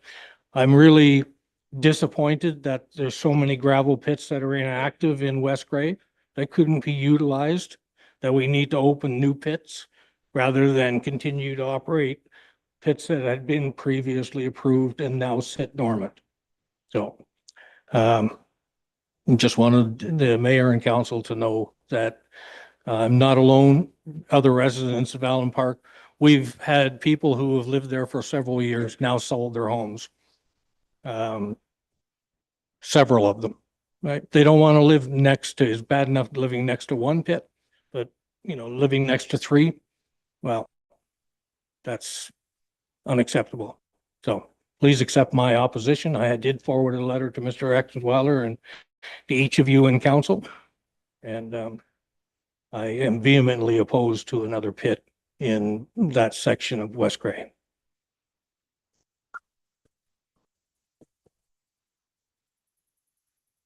Thank you. And I will acknowledge, yes, we have received your letter. Good, sir. I did read that. Anyone else? No. Yeah, I was thinking there was a couple, Judy and somebody else. Yeah.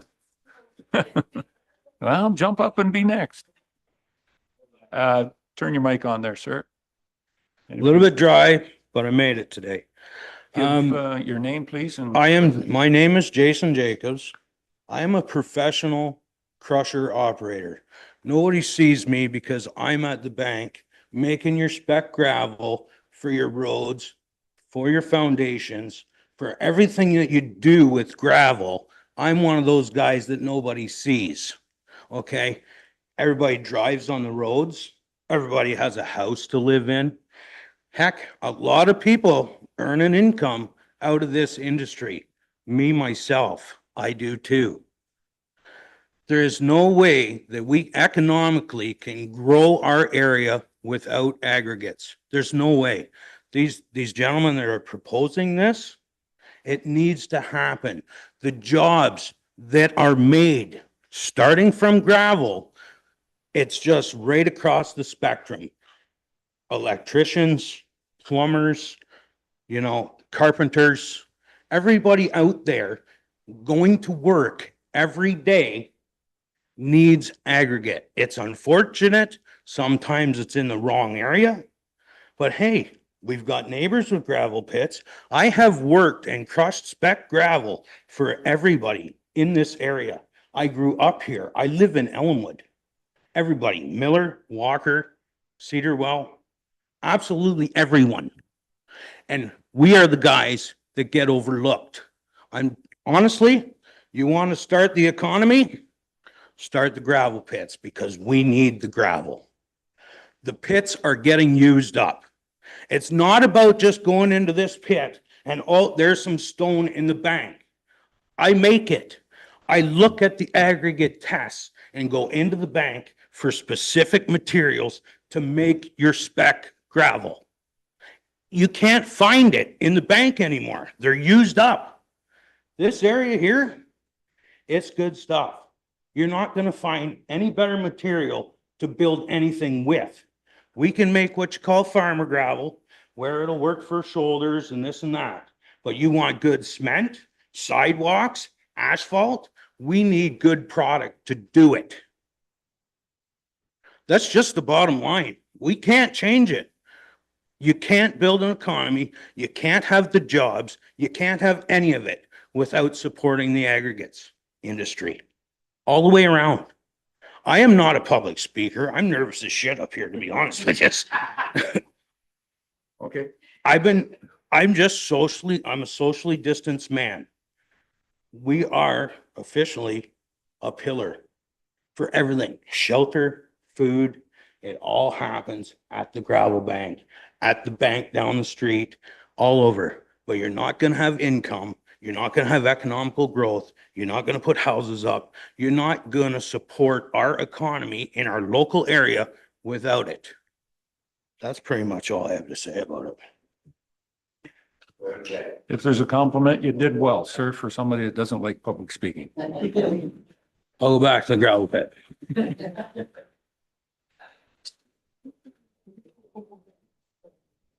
think he's just signed this name there. Judy, you want to speak?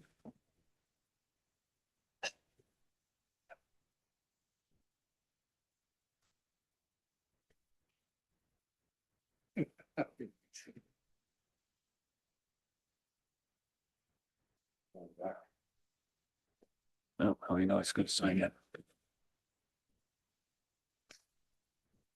Good afternoon, Mayor Eccles and Council. I'm Judy Smelko, and I'm speaking to you today on behalf of the Saugeen Preservation Society and representing my neighbors whose lives will be negatively impacted in this zoning change, if this zoning change is ultimately approved. Thank you for considering my comments. First, I would like to ask a question of Mr. Tremble's team. Mr. Davidson stated that there was a cumulative impact study done. We had inquired a little while ago from GEI to get any additional studies that were not provided.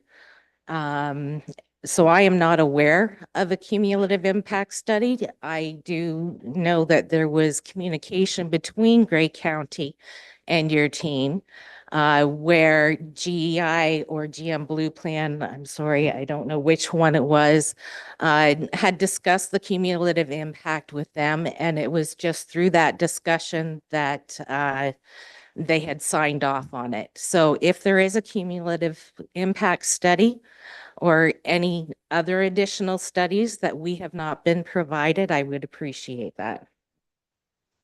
Okay. SPSI has submitted a detailed document outlining our concerns and recommendations. Concerns that go far beyond not in my backyard. I wish I had the time to go through it all. It's all very important, but today I will highlight only the most critical issues. Let's be clear, this is not just another planning decision. Rezoning land from agricultural to extractive industrial is the most invasive, impactful, and destructive land use application this council will likely ever have to consider. And yet, essential studies are missing. There is no air quality assessment. There is no floodplain study, no socioeconomic impact review, and no consideration for cumulative impacts. How is that even possible? Two conclusions can be drawn.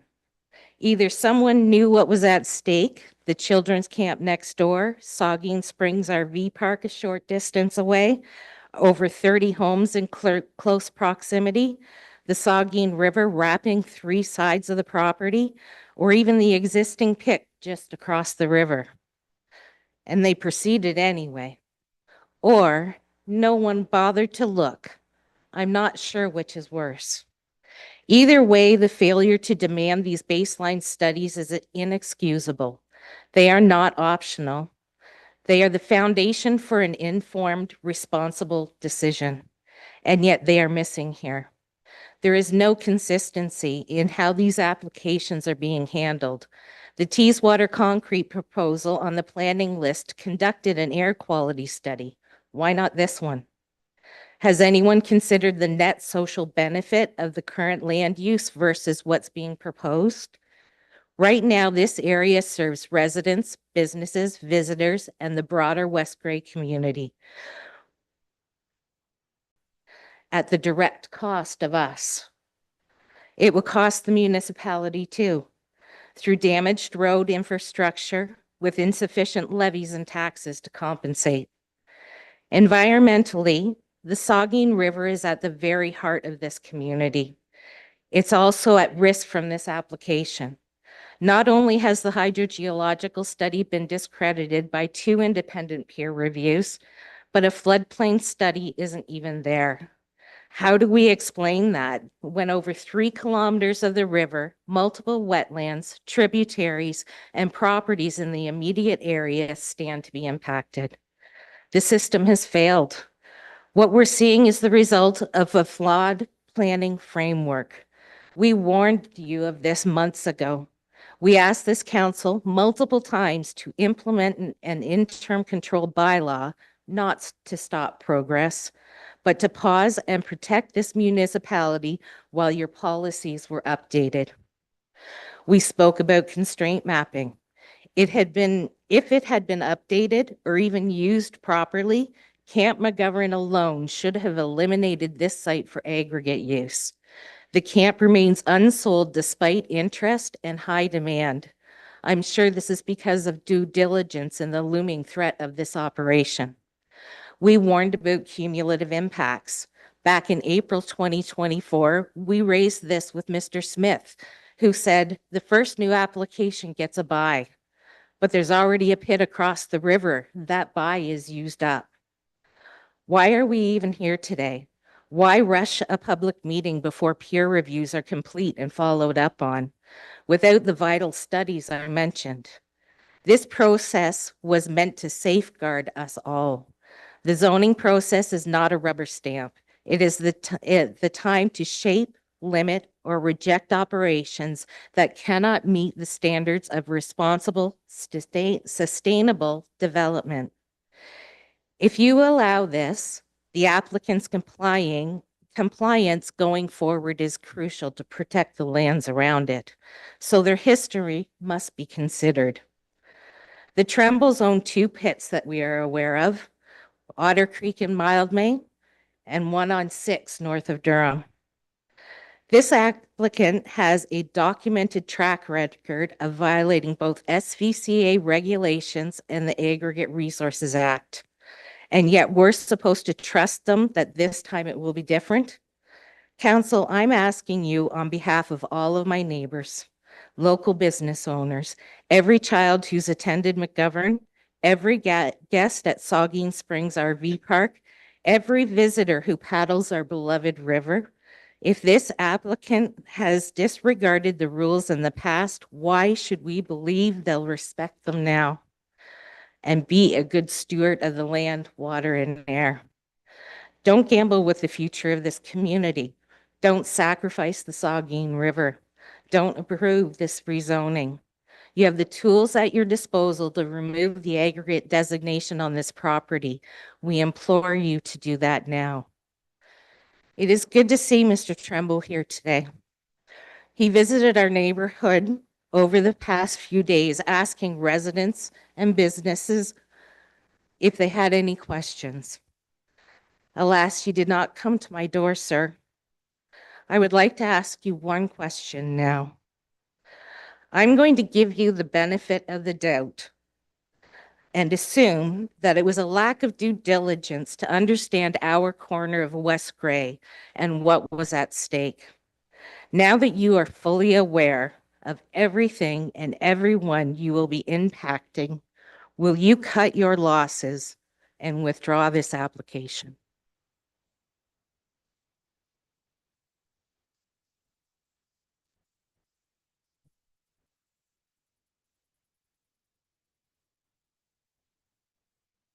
Thank you, Judy. Anyone else?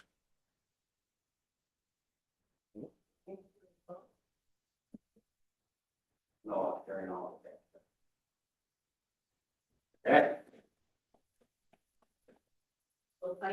Excuse me, we're not into debate, we're into public. If you have a question or you have a concern, the podium is there.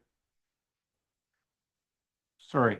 And just before Sarah, we do have somebody online. You've been to the podium. Yeah, yeah. Go ahead, Ashley. Yeah. And then we'll allow you to the second go. Ashley?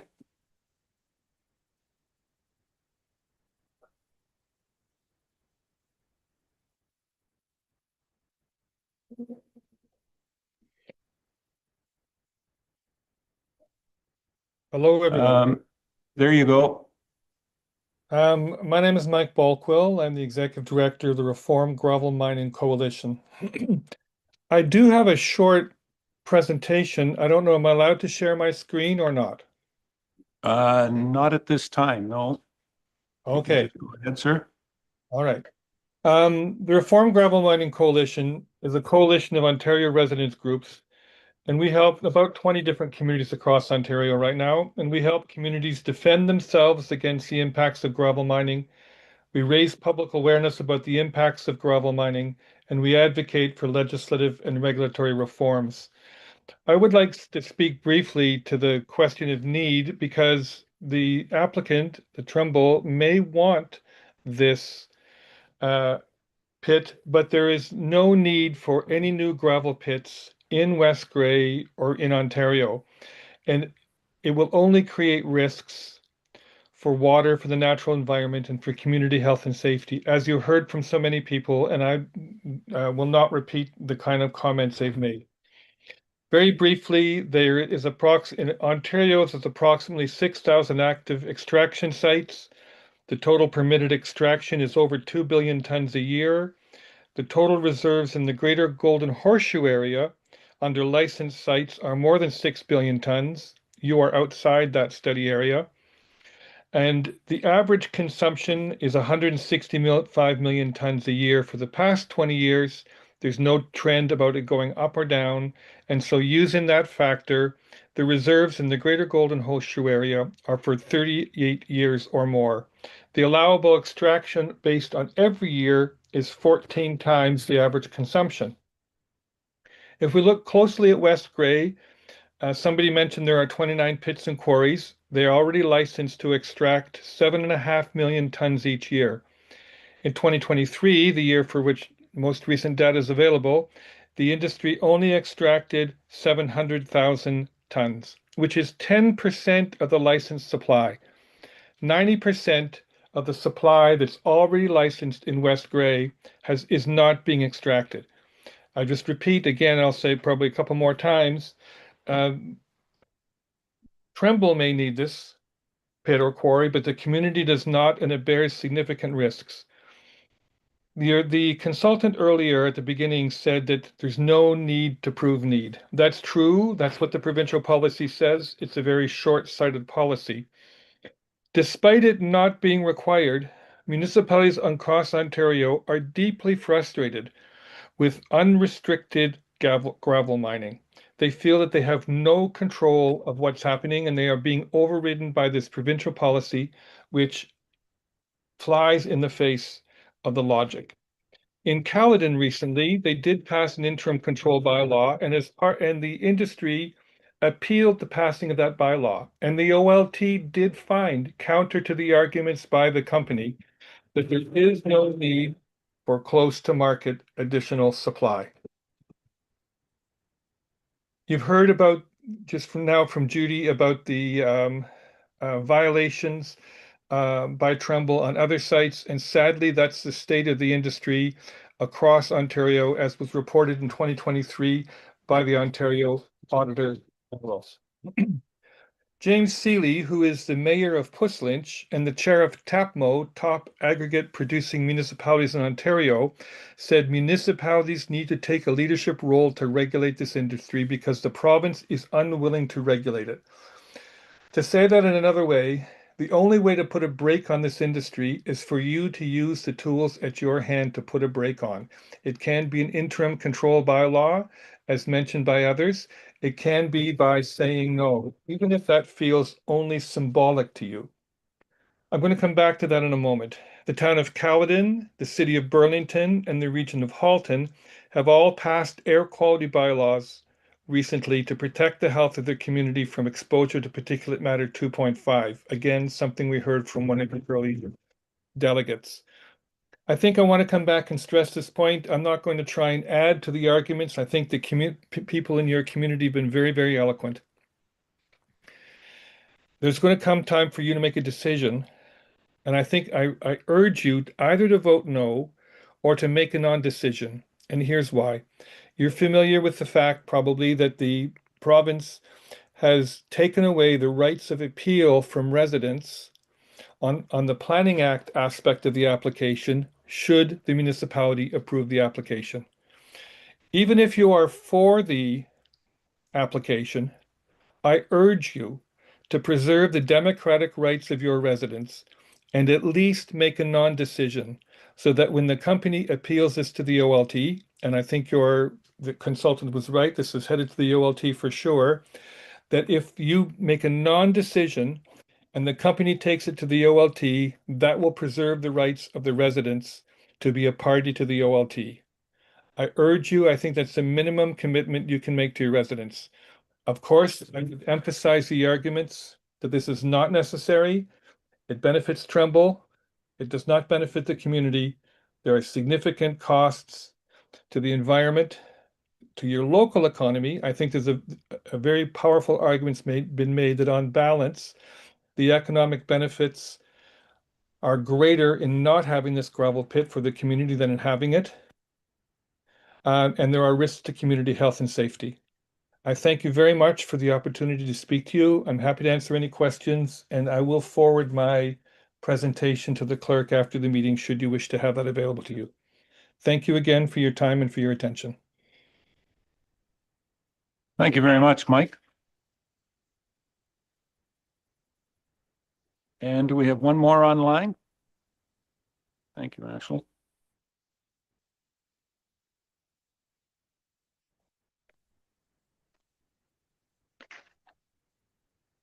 Hello, it's Beverly Falco speaking. Can anyone Yes. hear me? Okay. You can. You're very good. I'm Go just, ahead, Beth. I'm feeling very sad actually that it's come to this. As far as the Trembles are concerned, they're a great family in town. The family are great community members. They're good builders. They have great work. They're players, as are most of us here.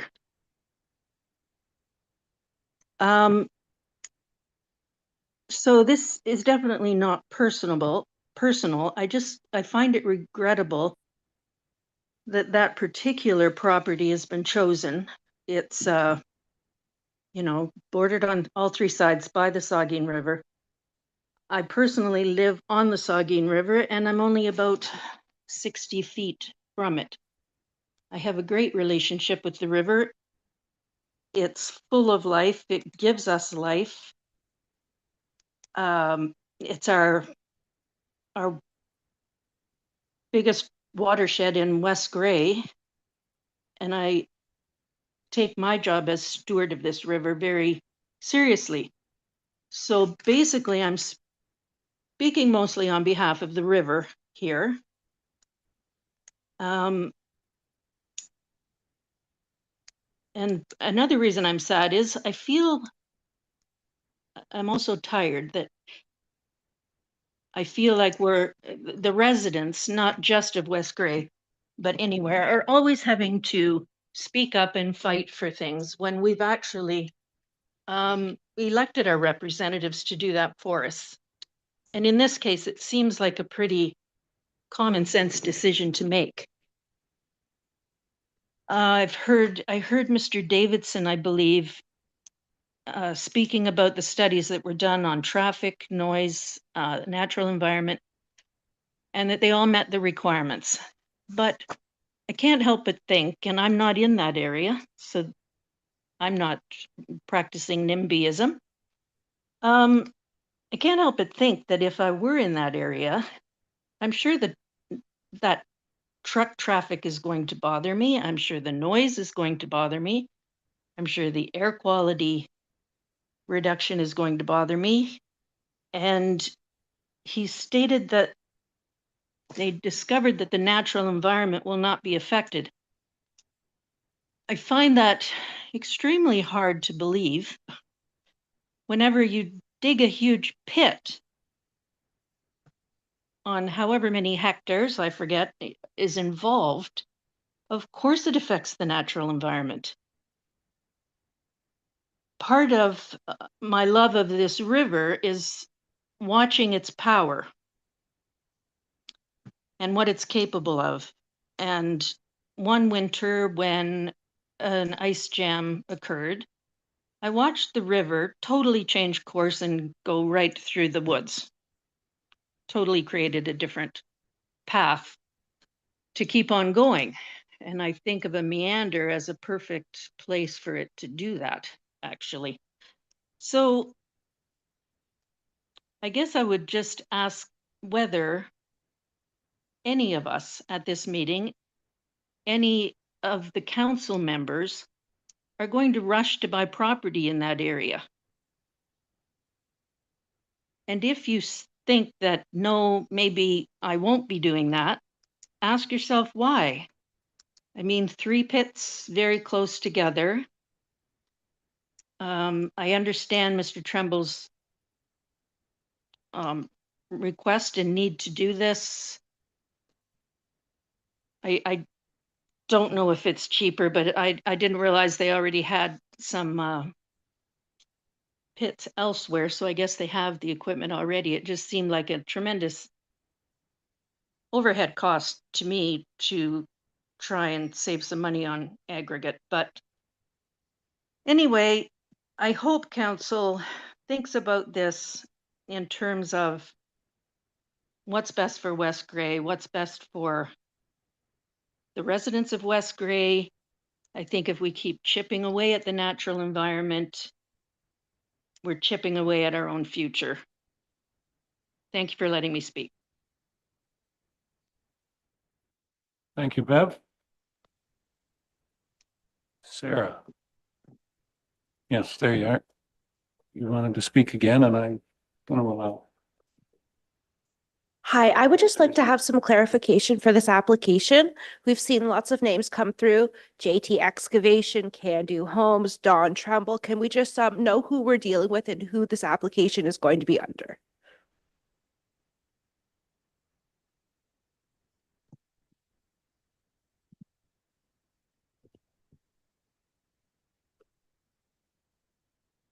So for anybody out there to answer that question, it'll be a joint venture between Don Tremble and JT Excavating. I'm assuming the license is under Don Tremble or JT Excavating. License application, I'm just going to ask that question. Yeah. It's under JT Excavating. Yeah. Okay. Anything else? Nobody else online? I do apologize to those that, to Mike and Bev. I did realize they were there, and then we got into more, and for their patience out there. Okay. There's no more questions. Yes, Sarah. Okay. This is number 3. Go ahead. Last question, promise. To both Mr. Trumbles, I would just like to have one more question. How come it took more than 3 years since your application to go forward to come and knock on any doors and talk to any neighbors? And I'm sorry, I missed you too. You didn't come to my door to ask me if I had any questions, and there's lots of concerns that have not been addressed, and I'm just really sad for my community. And do know that it is not anti-Tremble, anti-small business. It's pro-river, pro-environment, pro-community. Thank you. Thank you. Okay. Thank you, Sarah. All right. As we stated before, this was a public meeting to gather public information as we're going forward. There will be no decision today on this, but we'll be looking forward at it going forward as we approach this. All right. I'm going to ask any of the council members have a question or comments. Start with Joyce. Councillor Noon. Okay, to answer Sarah's question, I looked up because I was keeping a subfolder. I received 27 emails from residents. I also took note in one of the information that was passed that there was 2,250 names put out in an objection to the application. There was over 2,250 names that were put on a petition in opposition to this application. I have a question to ask one of the people that conducted the surveys. You mentioned about the application meets the decimals according to provincial standards, and I believe that's 45. So if that's for one pit and for this application, with another pit coming in, like, do you combine those decimals or how does that work? And then with a third coming in, so wouldn't that far exceed the decimals of noise for that area? I was going to say we have somebody that is a professional on that. That might be, you could go to the podium, John, please. Yep, online as well. No, you're fine, you're fine. Should. Third time's the charm. In terms of the way the provincial guidelines work, there are, John Mulgano, principal with Valcusics Canada Limited. We are a consulting firm that specializes strictly in noise and vibration. And I have been with Valcusics for 36 years now. So lots of paid applications in the past and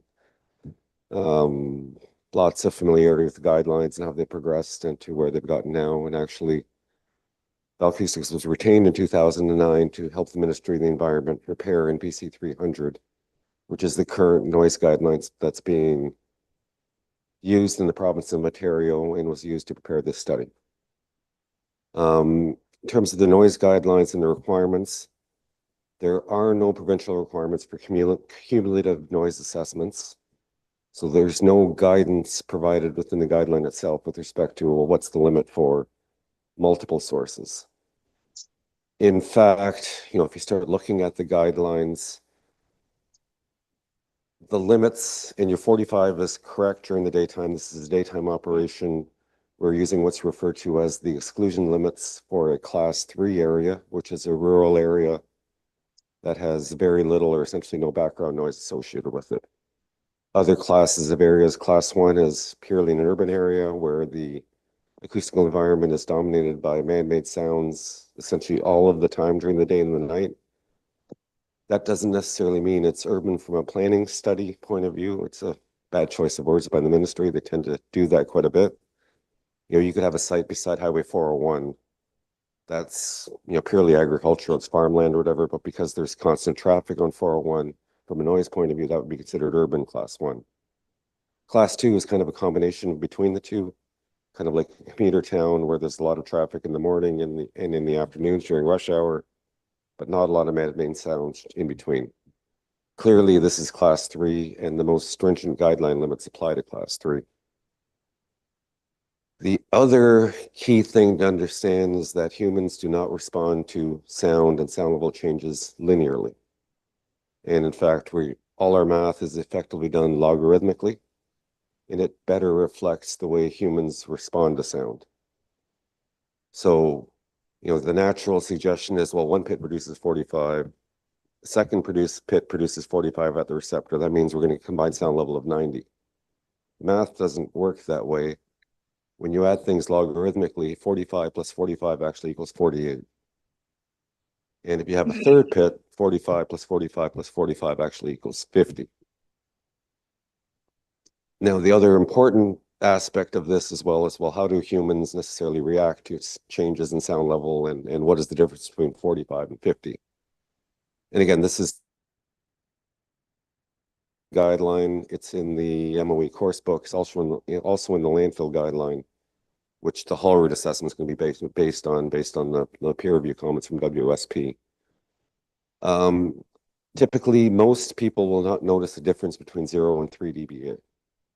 That doesn't mean if I turn the volume up a little bit here, I can hear a slight difference. But if I was to play a sound at 45 today and play a sound at 45 tomorrow, and you come in here to listen to it, effectively you'd say, well, there's no difference there. They're essentially the same. And once we get into that 3 to 5 dBA range, that means, okay, it's a just noticeable difference. So I could, between one day and the next, I say, yeah, that's a little bit louder. Final comment in all this, in terms of the way the ministry requires noise studies to be done, they are done on a predictable worst case basis. So in terms of all the results and the mitigation, it's being designed for what's going to happen during the busiest hour of the busiest day over the life of the gravel pit itself. And because sound reduces with distance, we're looking at, well, where is that worst case operational point? And that sort of establishes, okay, here's what the maximum sound levels are going to be. Here's what the mitigation requirements are going to be to make sure we comply in the worst case. For most of the time, sound levels will be less because they're not operating at the worst case point, or operations aren't going full bore. I think we heard from Mr. Balkwell saying that, we're operating at 10% of what the capacity might be. So, we're not getting peak truck volumes, which is a significant source on the site, or maximum processing necessarily occurring all of the time. So all of these realistically need to be considered, but in terms of the guideline limits, we're really looking at a worst case requirement. And again, the guidelines were established to protect the people. I think one of the comments we had before was that there's nothing out here looking after the public, and the operators can just go ahead and do what they need to do. The guidelines were established under the Environmental Protection Act. to make sure people are protected from adverse effects and really from human health effects as well. If you start looking at the health guidelines from the federal government, because they do have stuff in there on noise as well. So I guess my final comment on all this will be that the guidelines themselves are very stringent. The guidelines apply outdoors, so either in an outdoor area surrounding people's dwellings so they can enjoy their properties, or at the exterior plane of windows into sensitive spaces like bedrooms and living dining rooms. And the reason they apply outdoors is because builders don't necessarily know, well, what's inside that window? Is it a sensitive space? What's the window made of? What's the wall made of? You know, what kind of attenuation can I expect? So the outdoor limits are established to ensure that if windows were open, the indoor environment would still be suitable for people to enjoy their homes. The outdoor limits are very low. There are noise guidelines for new residential developments. You know, driving up here, I saw a lot of new houses being built in Dundalk, and being beside Noisy Road, Highway 10 in that case, they probably would have required a noise study.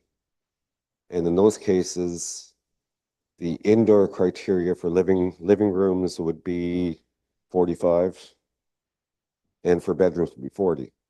So those are indoor criteria from noise, from road traffic. In this case, we're looking at meeting that 45 criteria outdoors, either at the plane of window or in people's backyards. So, you know, we're not talking about, yes, you know, there's noisy pieces of equipment operating on the site, but, you know, sort of my duty as an engineer to you know, also look after the public interest is to make sure that people are protected and, you know, sound levels are in compliance with the guidelines established to protect the public. Okay, I know there's a long-winded answer, but hopefully educated a little bit here. And sorry, one last point. You made a comment about the campground not being considered. We looked at receptors in all directions, and one of our receptors was actually the closest campsite on the campground. So that is in our report. Okay. Thank you.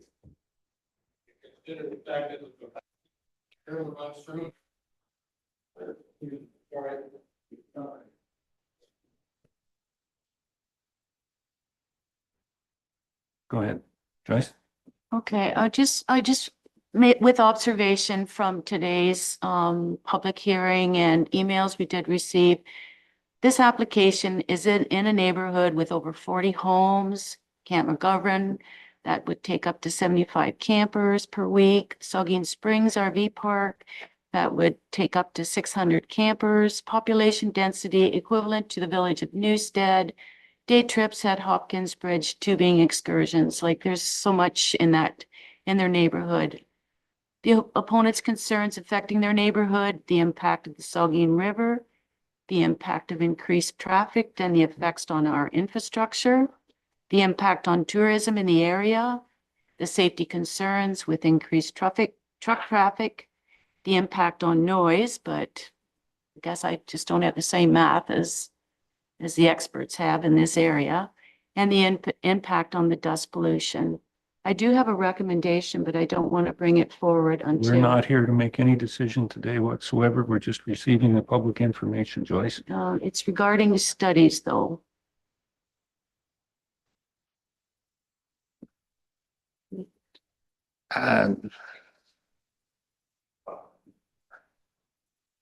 Okay, yeah. Guess I'm looking, we're not, as I said, we're not making any decisions. This is a public meeting. With that.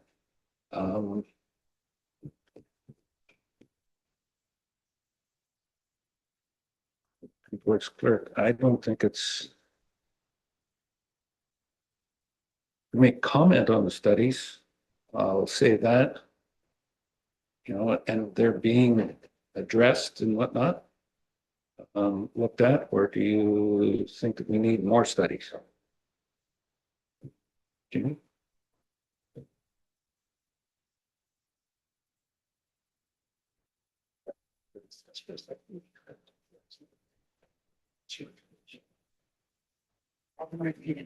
Yeah.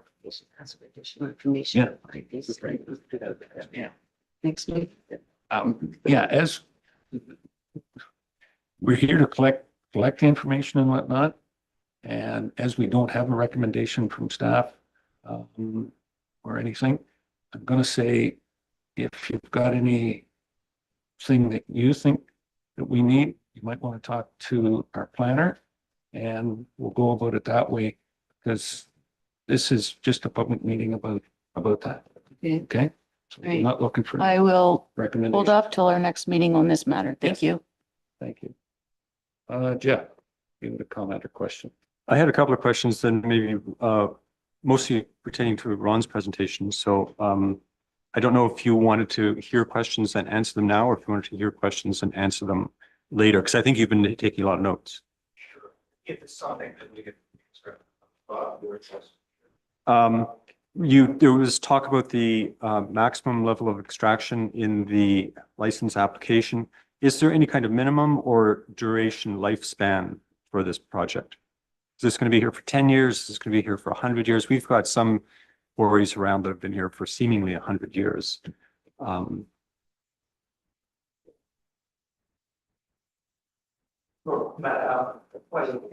Yeah, Matt, sure, absolutely.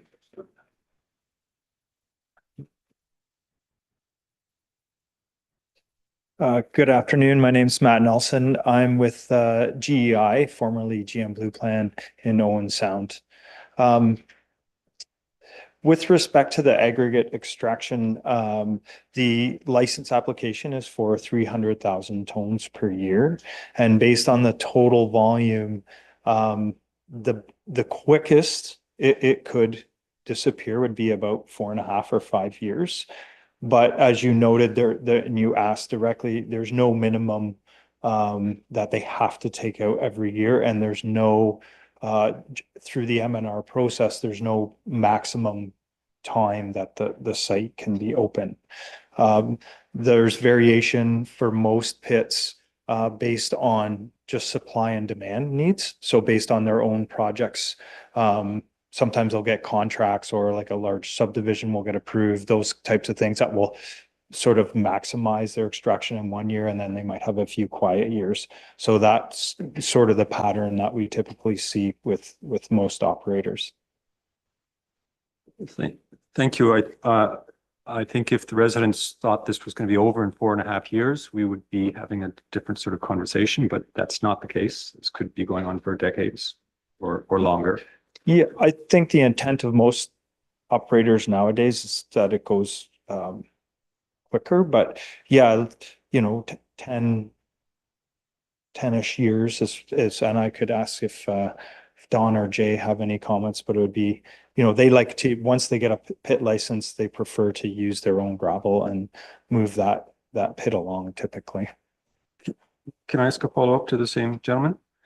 There was discussion of the county desiring a cumulative impact study, and then there was some discussion that GEI was involved in that. That's correct.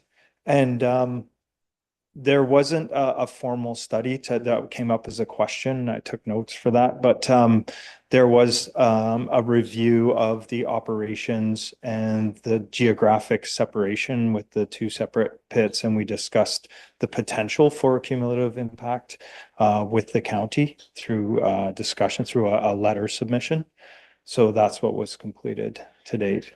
Because I assume that things like this strain on the roads would be exponential, algorithmic. Am I doing the right math here?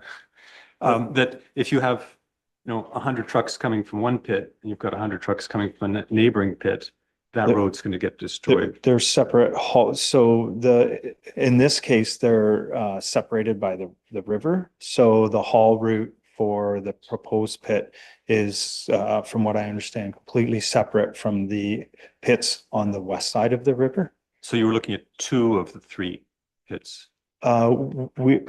In terms of cumulative discussion, we discussed, I'd have to go, it's been a while now, but we looked at the pits to the west and compared it with our own pit. So I think we looked at 2 to the west. in consideration of our own.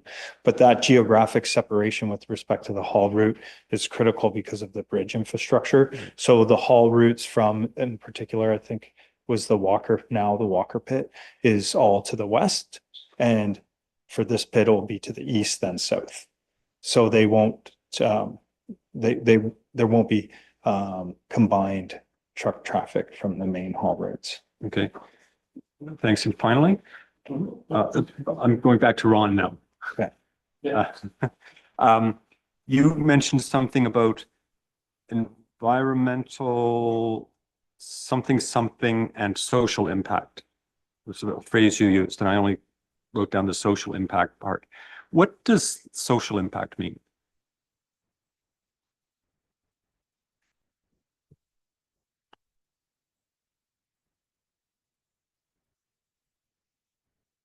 Yeah, I try to find my my notes here. Yeah, the official plan talks about requires extraction to be undertaken in a manner that minimizes social, economic, and environmental impacts. So by doing that, by taking a look at noise and try to limiting it on site and creating berms, so hopefully nobody hears it, by having well, no impact on the natural environments and the river. So and following the recommendations that have been put forward in the site plan about hours of operation, so that you don't have a gravel pits or gravel pit running or trucks running up and down the road at 5:30 in the morning. I think that all factors into the social impact. I'm fine with that. I'm sorry.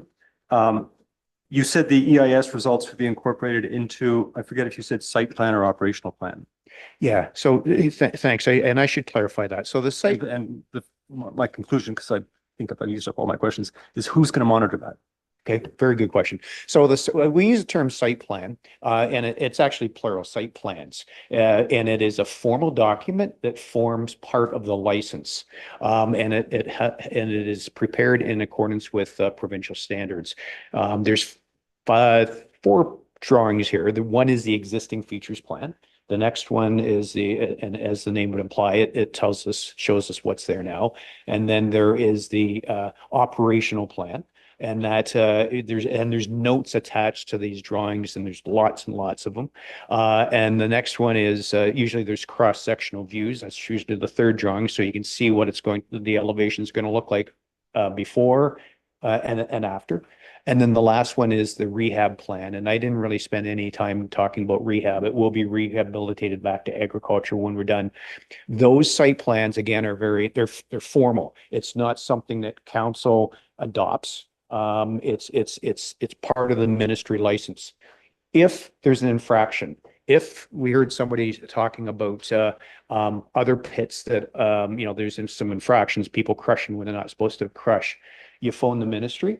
The ministry will get hold of the operator quite quickly. Quite often, they may suspend their license very quickly for a short period of time until they look into it, or they'll be heavily fined. And I'm almost positive there was a fine in West Gray a number of years ago for somebody that was doing something with their pit outside of the standard hours of operation. So the answer to the question, Councillor Shea, is the Ministry of Natural Resources and Forestry is responsible for everything that's on that pit license.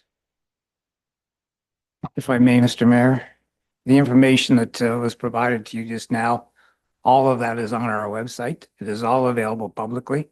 It's available to all councillors to review in terms of the drawings that have been provided.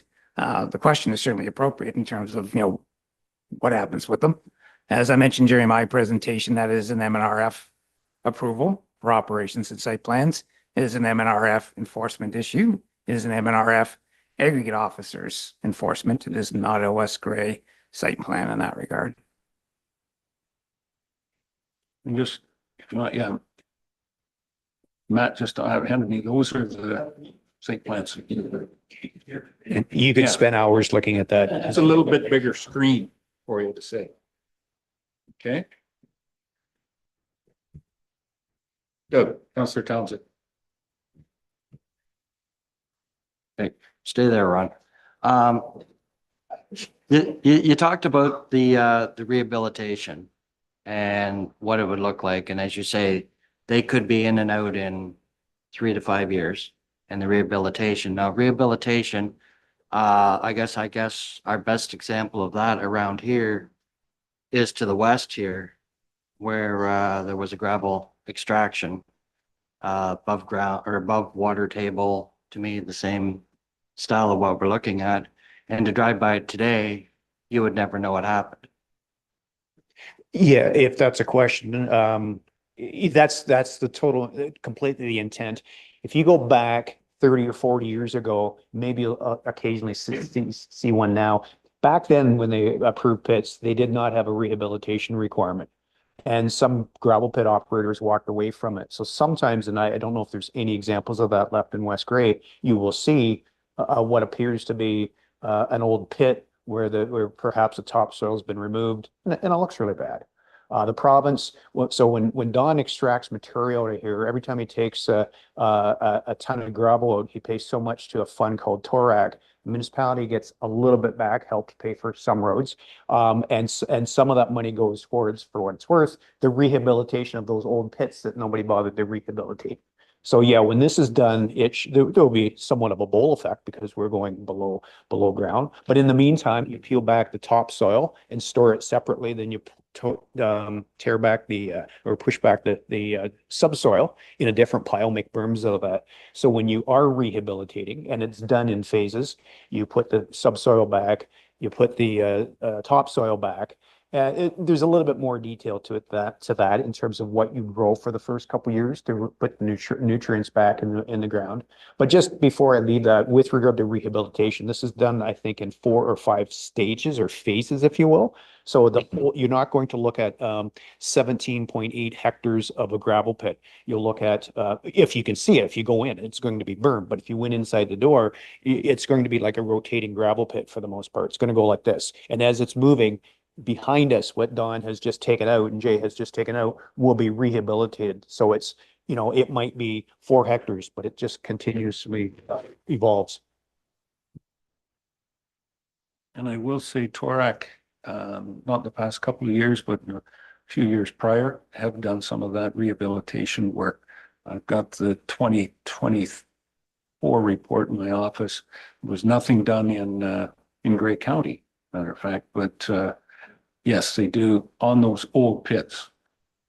All the new pits are very much enforced, as you've said, and rehabilitation happens predominantly on an ongoing basis. It's a smaller pit. Sometimes it's when it's totally done in a couple of years or whatever. Yeah. But yeah, so we can give you that report on the rehabilitation thing. Tom.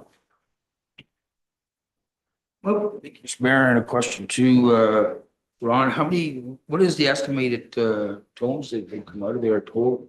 It's got 300 a year, I got that. But Yeah, estimated. I believe it's somewhere between 1.5 million and about 1.8 million. That's how Matt did the math on a spot. If you divide that number by 3, you're going to get somewhere between 4 to 5 years, assuming you took it all out at once. It's by ministry or by industry standards, it's small. That's not a lot of material. Okay, anything else? I'll allow one more from. You can go to the mic. Yep. And your name and. My name is Mary Long and I live at Concession 6 in Mulock. I'm Mulock Schoolhouse. My intersection is extremely overly busy with the trucks from the Allen Road and for the 3 different sites that are there. They all go past either west to east on 6 or south to north on Mulock. Especially during this time of year, every 10 minutes a truck is going by And I can no longer hang out my laundry because it's filthy from the dust and particles that come off these trucks. My windows are filthy like every 3 days. My car is filthy. It's the amount of particulates, especially the carcinogens I'm very concerned about for the welfare of my neighborhood, are very concerning. And I think there should be more testing into how many are coming at us, how many who already have breathing issues are going to be affected by more and more of these trucks coming along. The asphalt at my intersection, if you drive through it, is full of holes. If you go north to Crawford, it's decimated. The road is decimated by heavy trucks. Why is our taxpayers' money paying for the roads to be fixed when it's your trucks that are doing and causing the damage? We also have an honor school on our road, just west, before you get to Allen Park on 6th. These kids are riding on scooters, horses and carts, or walking. And the amount of trucks that just whiz past and almost hit them is frightening. Trucks go through the stop sign where I am. I feel that there's nobody governing this at all. And I fear that there are going to be some very serious accidents before anybody's going to notice. So I wanted to know from the Trembles, what is their route planning to be from their new possible pit? Are you going to be on Mulock Road? Are you going to be on Concession 6? David, I think that's in the kind of the application. Right, so it was mentioned by the applicant, Sarah, a few minutes ago that currently they're in discussions with West Gray about using concession for east to Moolock. There is certainly interest in going south on Moolock in order to access a county road quicker to get to places in a more suitable roadway. So that's where the current discussions on the roadway go. There will be theoretically no limitations because we do not control everybody's gravel trucks. What I about the can't weight, tell. the weight of the trucks? The weight of the trucks is established by annual weight limits in terms of springtime, but after that, weight limits don't exist on West Gray roadways, other than bridges that are posted. So who That allows, protects us against this? that allows for our farm equipment, which have similar weights at times, and gravel trucks and other trucks to use our roadways as required. So at the moment, as I mentioned, West Gray is in discussions with the applicants to go east on concession 4 to Moolock with the intended direction to go south to the county road as the primary access point for that. Though there will be, there won't be a strict limitation that everything, if you have customers to the north, for example, in Crawford, that are getting gravel, that you can't go that way either in order to provide trucks. And we don't track what the name on a truck is, whether or not it's from Walker, whether or not it's from JT Excavating, whether or not it's from any other Miller or whatever it is in terms of their trucks, in terms of who's going by people's properties at times. So are you saying nobody tracks this information? No entity, nobody in our council? We don't track people's vehicles. I No. mean, you're talking about measuring the traffic on the roads. So you must be in charge of that? We do traffic counts, yes. Okay, in order well, to see I would volume, love yes. for you to do traffic counts at my corners because it's an excess. It is ruining the country life, the peace and quiet, the health of the neighborhood. And it's not fair that one company can do this to us. Thank you.